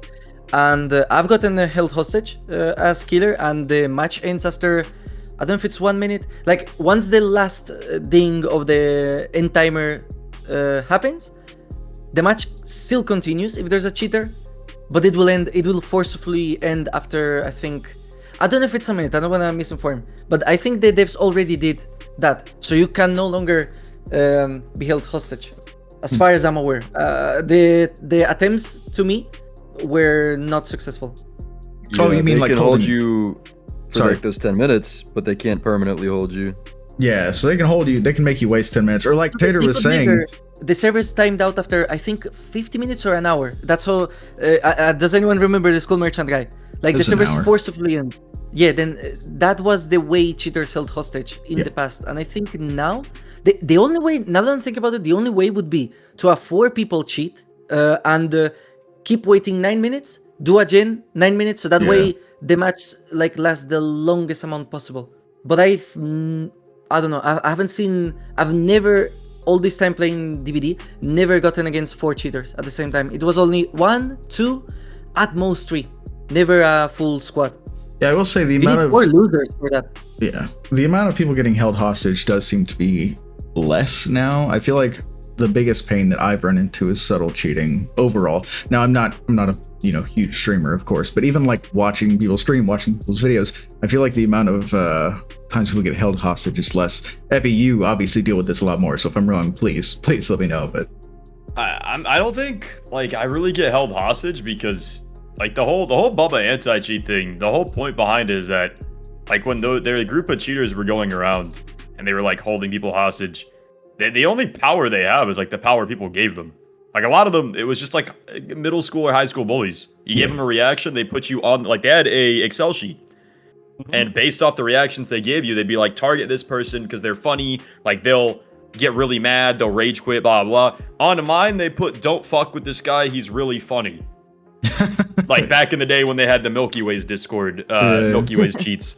But like nowadays, I've seen some cheaters dodge me. I know on some Discords I'm on a do not playlist because yeah, I'm a bigger streamer and you can target me, but like you're not holding me hostage. I'm just gonna make you look dumb. I'm gonna make your cheats look like shit. And at the end of the day, I get content out of it. So it's like I've noticed subtle cheats more, but typically the subtle cheaters, once you shit on them, that's when they go full blatant. Yep. Because I had a duo of cheaters. 100%. It was a Nancy moving way too fucking fast. And so I downed her. And by the way, that was another thing. In the short form, so many people did not catch that she was cheating. They were like, she's not even moving faster, you're just bad at chasing. And like, it wasn't bait. They genuinely did not notice the speed. And I was like, fuck. I think Shaq's the best place to notice the speed, at least for me. Because you've chased it so many times. You know, like if you're at X, they should be Y. I was at X. She was at like fucking Z. But yeah, I don't really get held hostage. Because I turn it into a whole bit. Like, they don't really want to fuck with me because they don't get anything out of it. You know what I mean? yeah, I can see that. We have been without a real decent version of an anti-cheat for almost 10 years now in Dead by Daylight. Is there any reasons that you guys can think of as to why behavior might not be pulling the trigger towards implementing real anti-cheat like server-side checks? Is it possibly cost related? Is it too difficult for them or just not a priority? I'm just curious what y'all's theories are. No fucking clue.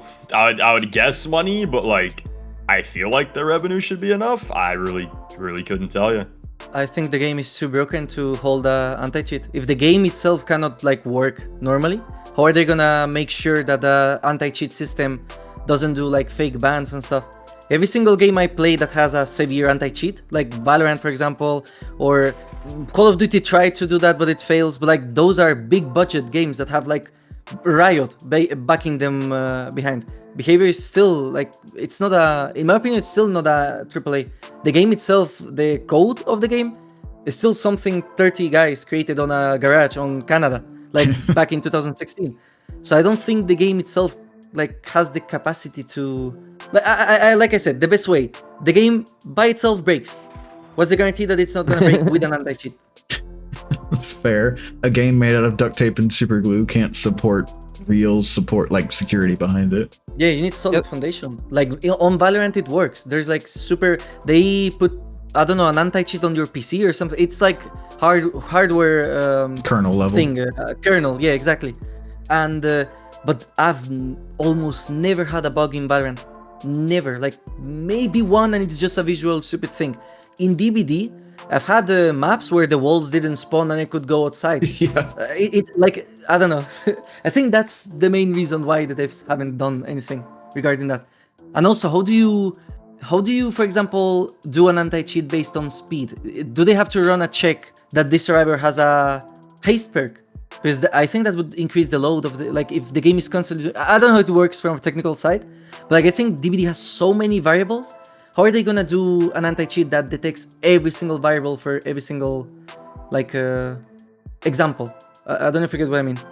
Like the haste example, or you had a good idea with like if there's a perk active or if there's like an add-on active, for example. I think that would be a good way to go about it. Yeah, I'd say there should definitely be some limits to it. Like the server should be able to tell like flat caps. You should never move at 150% speed, for example. You should never be 20 meters off the ground. You should never be under the ground, stuff like that. There should be hard limits that are pretty obvious that the game should be able to detect, in my mind.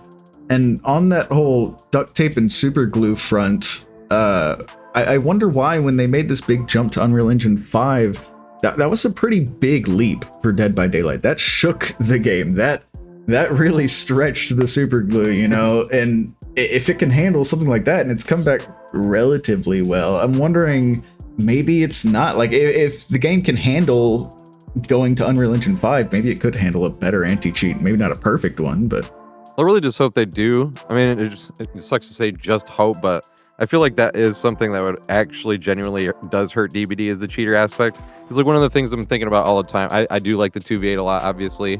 It's even more laid back, but people talk about if 2v8 was permanent, and it's like the killer queue times are way too slow for that. And it's like, but what if we made 2v8 free to play for survivors, right? So like if you wanted to try DBD out, but you thought it might be too scary or too sweaty or this or that, you're like, hey, just come play some 2v8 survivor. Like you can download the whole game and you don't have to pay at anything at all. It's basically just free to play just for survivor. If you wanted to play killer in the 2v8 or you wanted to play any version of 1v4, you'd have to pay. But the problem with that is cheaters would be running like even easier than it already is, and that it just sucks because I feel like that'd be a good way to get people in DBD, and until they have the cheater aspect like taken care of, there's no way to do any type of free anything really.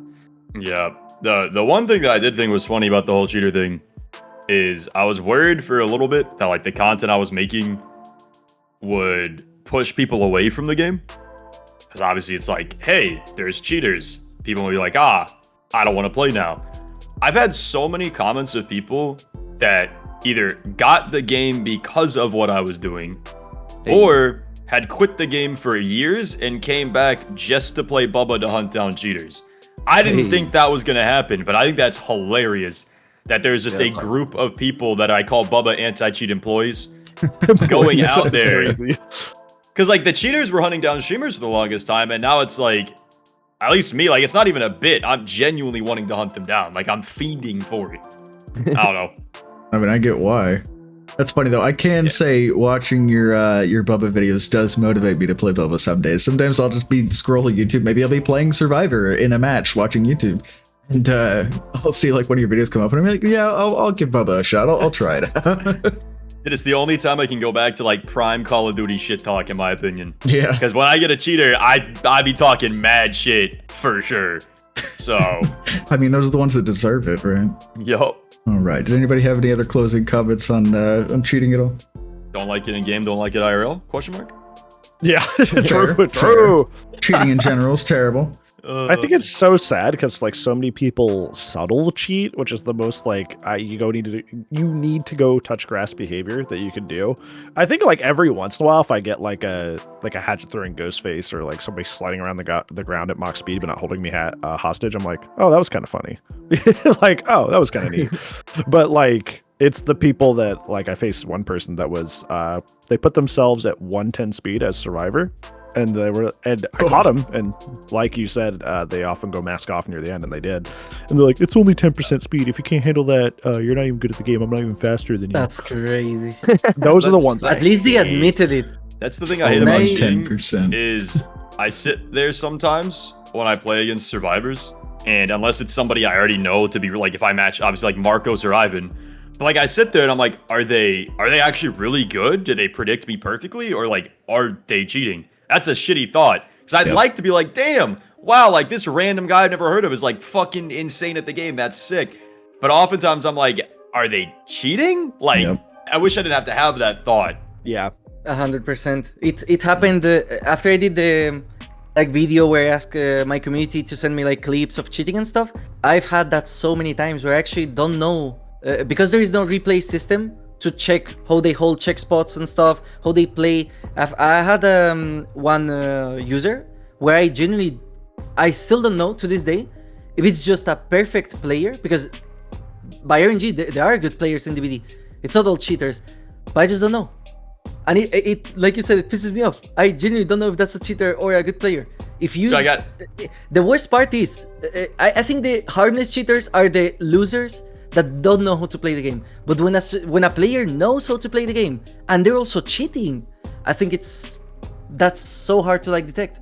All the cheaters I've played against were idiots, like straight up idiots. They horrible players. They think I don't know, or they assume that I don't have like that knowledge to know like when they speed up, or they think I don't know all the perks in the game and their effects and stuff, and like I keep track of them. But I always think like there's for sure survivors that they cheat in a very, very subtle way that I thought were amazing players, and turns out they just had wall hacks, or like maybe they had like maybe just a little bit of speed hacks. Or another thing that is scary for me, more than 4 perks. That's something that they can do a lot. And how do I know that? There's so many times that as a killer, it's impossible to know. And also another thing that is right now I wanted to ask you guys, when a cheater puts cheats on someone else, what do you guys think about that? Because I've had survivors that were not cheaters get up because a cheater from afar healed them remotely on the ground.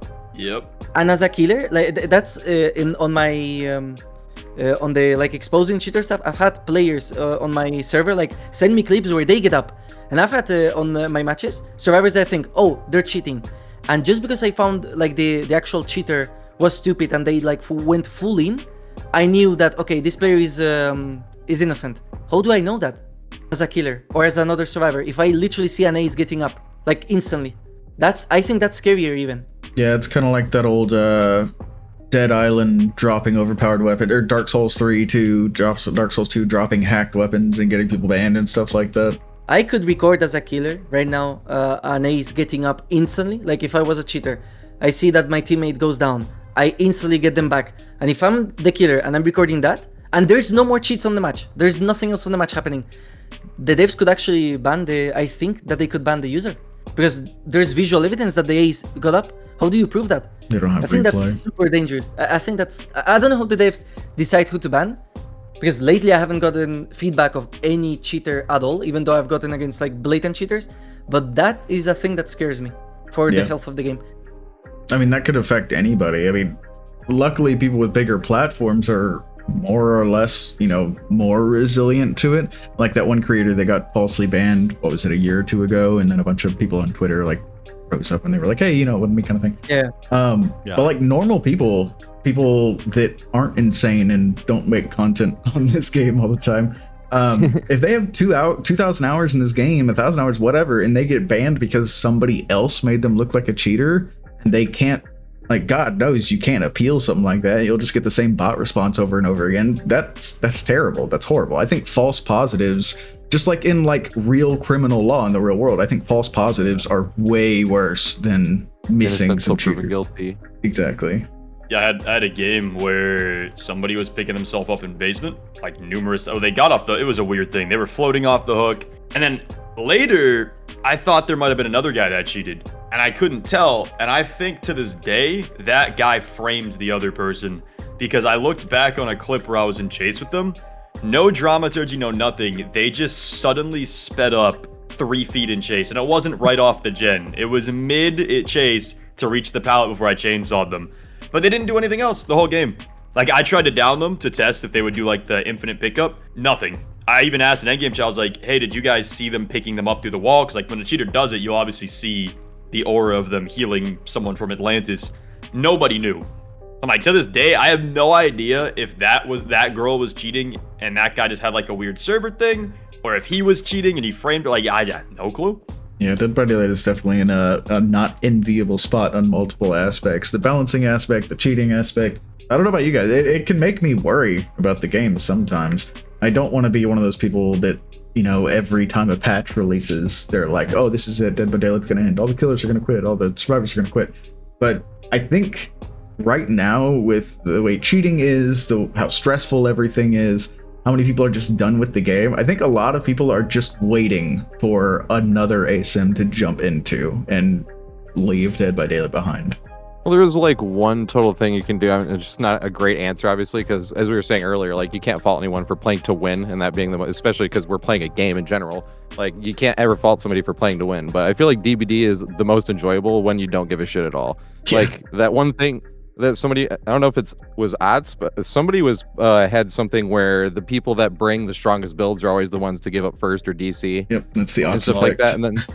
Yeah, and then the people that bring like Pebble, like you were talking about earlier, like they end up playing it all the way through because he doesn't give a shit. He's like, well, I'll just drop Pebble. I didn't, because when you bring those super strong builds, you expect to be spoon-fed really free wins, and when it doesn't immediately go 100% in your favor, you're like, I want next. You know, and it's like DBD is always going to be fun if you don't give a shit. It's just like when it really becomes an issue when we're talking about like actually being fair and how to win and which side can be, but then it becomes a balancing nightmare as we've talked for like 2 hours about it basically. I don't think DBD. I always say this when you know the classic DBD is dying. Like this patch is going to kill DBD and stuff. Like I think even, and I said it on the Krasu patch where they added anti-tunnel and anti-camp.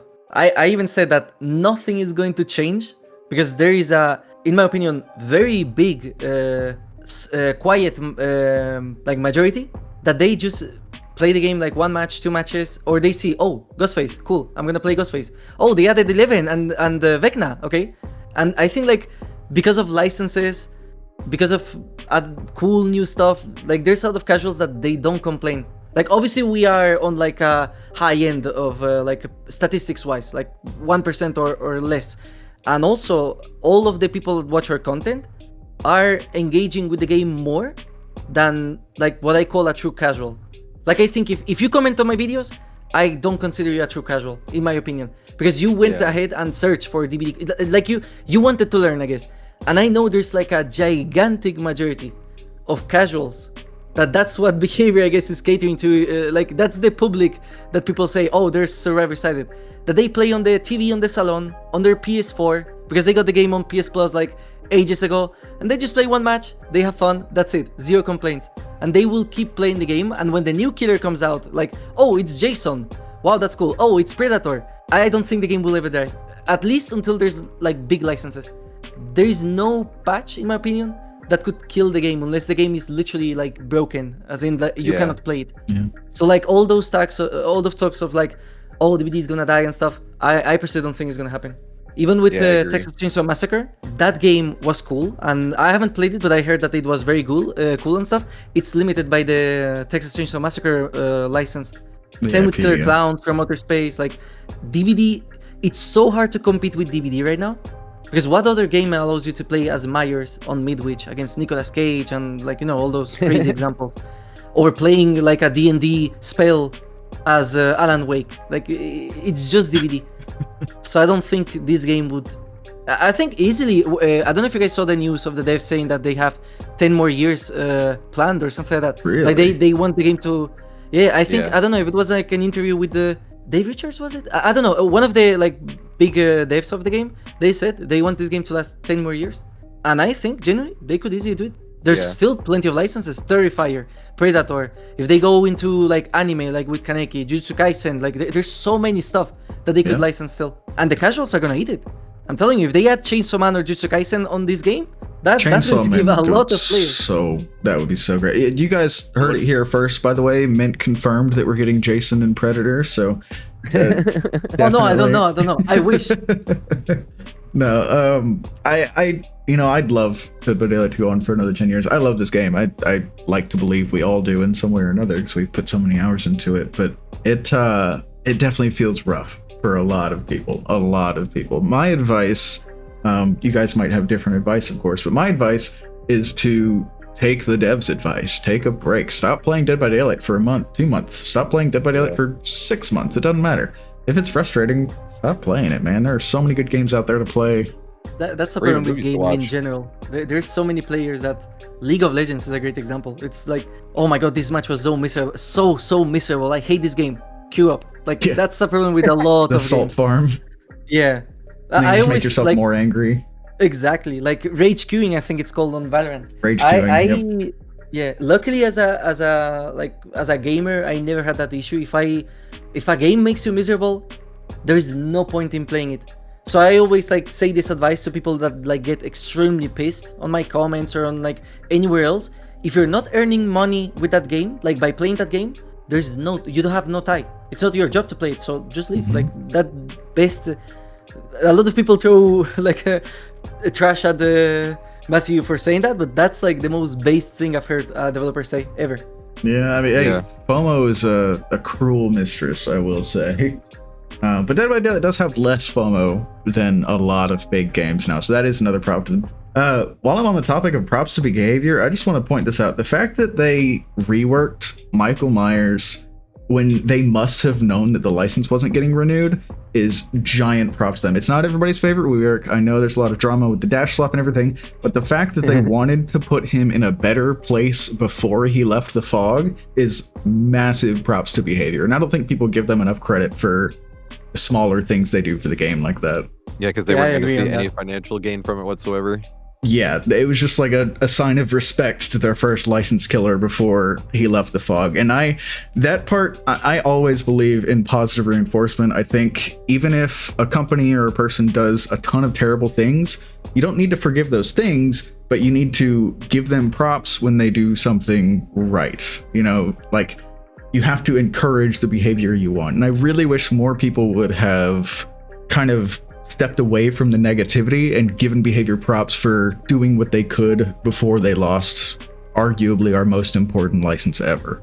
It's negativity bias. Like Yeah. everyone here knows that negative videos give way more views. Like people want the trash and stuff destroyed rather than like build and stuff. Yeah. And Myers, I think like you said, it's admirable that they made even an add-on for people that maybe didn't like this version. Okay, but at least you have an addon. Yep, you can still play They the even- old version. You don't have old Tombstone Myers, but that was wild anyways. They even kind of did it with Freddy. Like Freddy has two add-ons that bring, in a way, like bring back the old power. The first one is the obvious, the dress that is absolute trash, and it's not even like the power. So that add-on, they better remove it. But the other one was the recent that allows you to see survivors from afar. That's like kinda like original Freddy Krueger back in the days, where you had like wall hacks when survivors were outside of your terror radius. God. So the fact that they do that, they didn't have to, but they did it. I do have to give props for sure. Well, even like a lot of people still don't know this to this day, but when D&D Vecna got released, there is a big Bubba rework that they made based off. Like I have some consultants. They listen to input from me and other top Bubbas, and they're the reason like Chili's ass now because they made Purple Chili base kit, which is the only reason I can run Eerie Flesh with Beast Marks instead of having to run Beast Marks Chili every single game. Yeah. A lot of people don't even know that was a thing that happened. But like for people that play Bubba, like that was amazing. I finally got to use different add-ons than the same two on repeat, you know? Yeah, and this all goes back to like I do firmly believe, like we've talked about a couple times now, that behavior doesn't hate killer mains. As funny as it is, as fun as I like to point it out, the whole Skull Merchant evil thing, I understand that was a joke. A lot of people understand that was a joke, for the most part, you know. I know some people talk about like Freudian slips with the whole us, they, them thing. I genuinely think the devs want to make the game good, but like I said, they want it to be a party game. They want those players that Mint was talking about that log on. They say, "Oh, Kaneki, a new survivor. Let me play for a couple matches, buy a skin, and stop playing for a week." those are the people that they balance around for business purposes. But they do still show good like shows of faith, like fixing like making chili base kit for Bubba, like fixing Myers, fixing Freddy, stuff like that. Stuff that they've already sold money on those licenses, but they're still trying to help, you know. Yep. Yeah, I don't think there's any developer on Earth, unless there's like some weird stuff going on, like in Subnautica's case. Like I don't think there's any devs that want their game to fail. It doesn't make any sense. Like when you think, oh, the devs are killing their game, like no. Well, also It's people very- people Yes, blame sorry. the programmers for no reason. Like it's always like the devs' fault for like major gameplay decisions. Like I have friends Oh, who are yeah, no. devs. They're not making that decision, and then they get the heat for it. Oh, and like Mhm. Dork, you remember with the whole thing when Dork is getting flamed? I'm like, bro, Dork's a sweetheart. Leave her alone. The fuck? Oh yeah, What are we when they doing? attack community managers, that's for me that's crazy. They had nothing to do. They're just the messenger.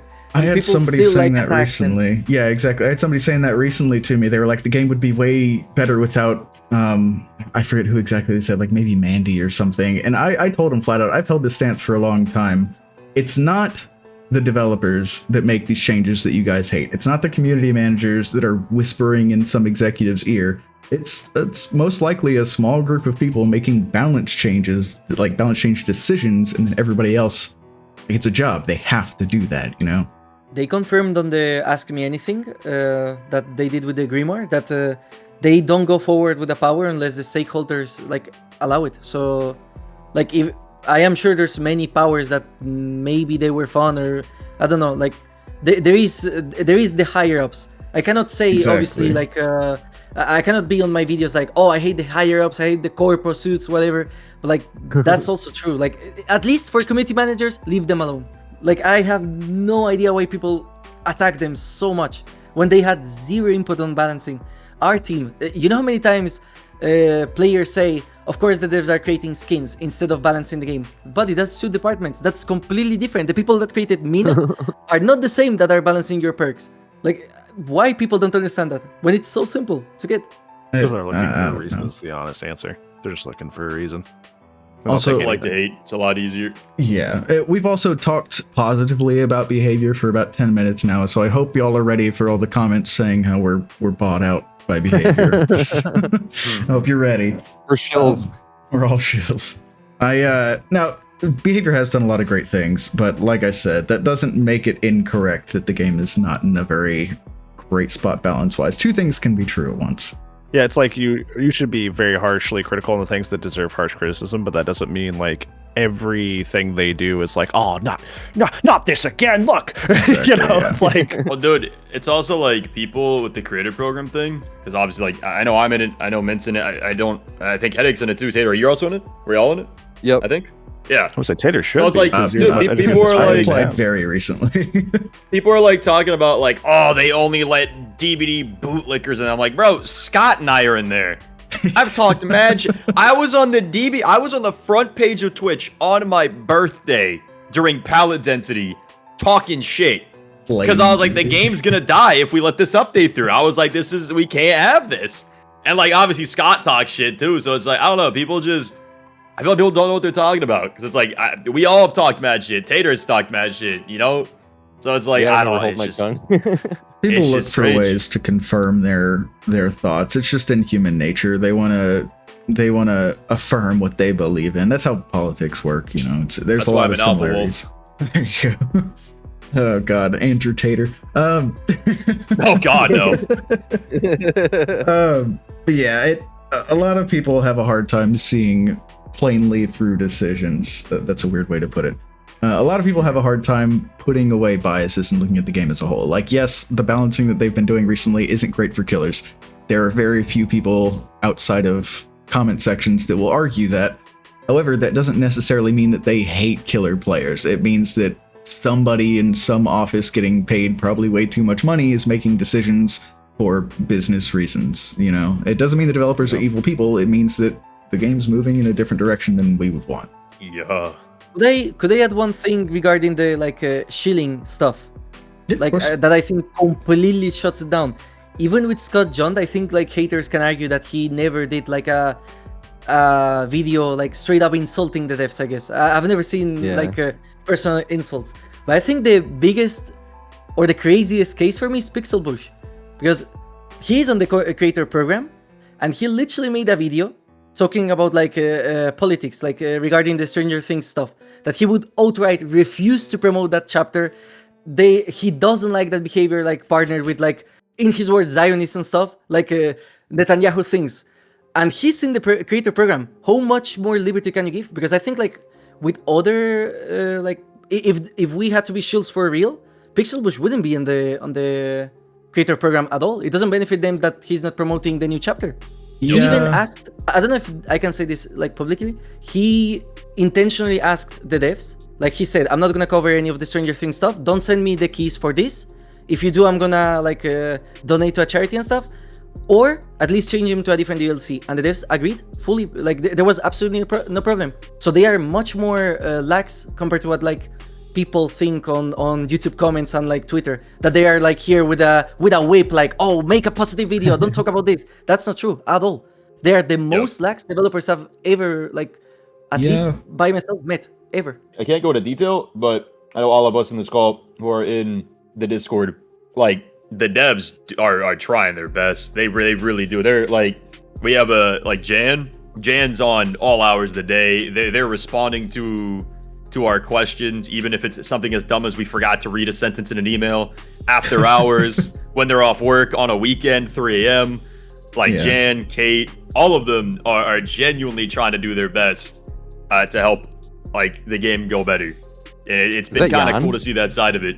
Yeah, Behavior's a big company, and there are a lot of good people that work in a company. Not everybody is implementing the palette density update. Not everybody is like bad guy. I mean, you could argue nobody's a bad guy, so to speak.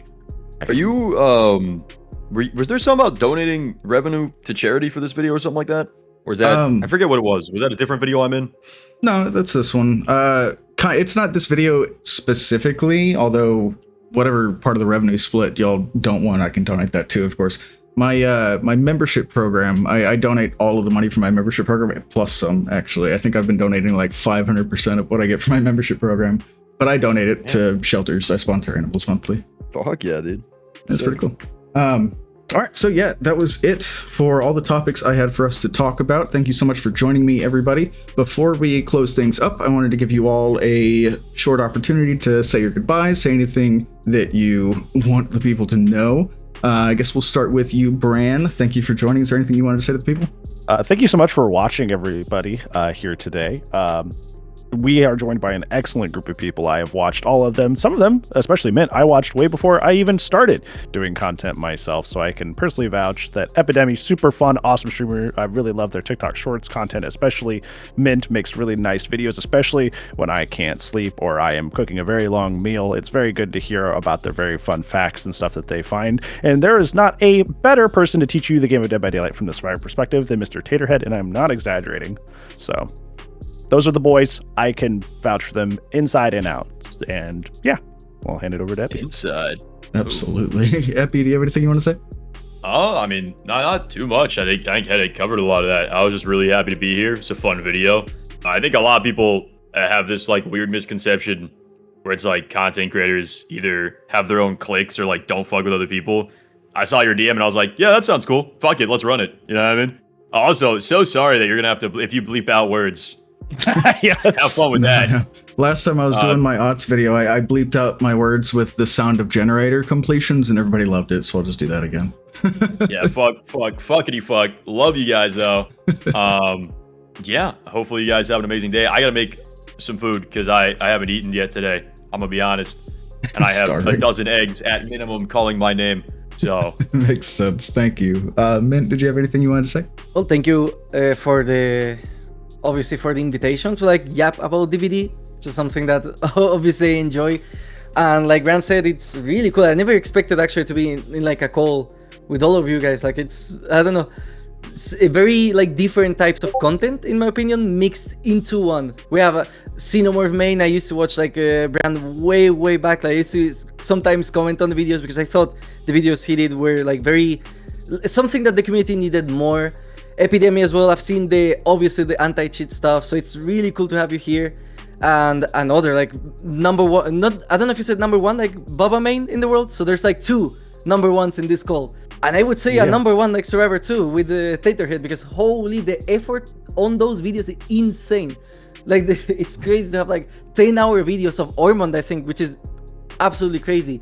And also Coco as well, thank you so much for the invitation. I've watched your videos like previously to this. I knew who you were already, like on the I watched the Oddsdarva vid recently, so it was like a coincidence, like, oh wait, hold on, I didn't expect this. So it's really cool that you invited me. No, yeah, anytime. It was a great time. Thank you so much. Tater, anything you want to leave everybody with? Oh yeah, everyone, thank you so much for being here. It was such a privilege to have friends to hang out with and talking about like just DBD in general, because I don't really get too much time to actually get in a call or talk to people that much, because if I'm not at work and I can't get people at work to play DBD, I always try. I'm always trying to get people to bed. They're like, it's gonna take too long and it's too sweaty. Yeah, you're and it's getting like, fired. GG's. Yeah. Yeah, exactly. But it was just fun to actually have people to talk to. I don't really usually have too much time to Swift with anybody either, because trying to balance the two. But this was just a unique experience to me. I've never been in with 4 other people that we could all just sit here and talk. So everyone, just thank you so much for having a good time talking. And thank you so much, everybody, for everything you guys all do too as well. I'd be taking out the cheaters, met with a lot of stuff. I don't remember who. I think it was when he was talking about just disagreeing, but at the same time, somebody he was disagreeing with. But at the same time, like that's what makes it more interesting. Because if everybody disagrees on everything all the time, then it's really boring and nothing ever gets done. A call full of yes men. Yep. And the best xenomorph in the world. I forgot to say that too. Yeah, some other guy. Some other dude. Well, thank you so much for joining me. That's the goal of these calls, is just to get different voices in together so we can freely talk about the game, what we like about it, what we don't, and try to move forward to a better Dead by Daylight, So as cheesy as that sounds, thank you all so much for joining me. I appreciate it, and I hope y'all have a great day.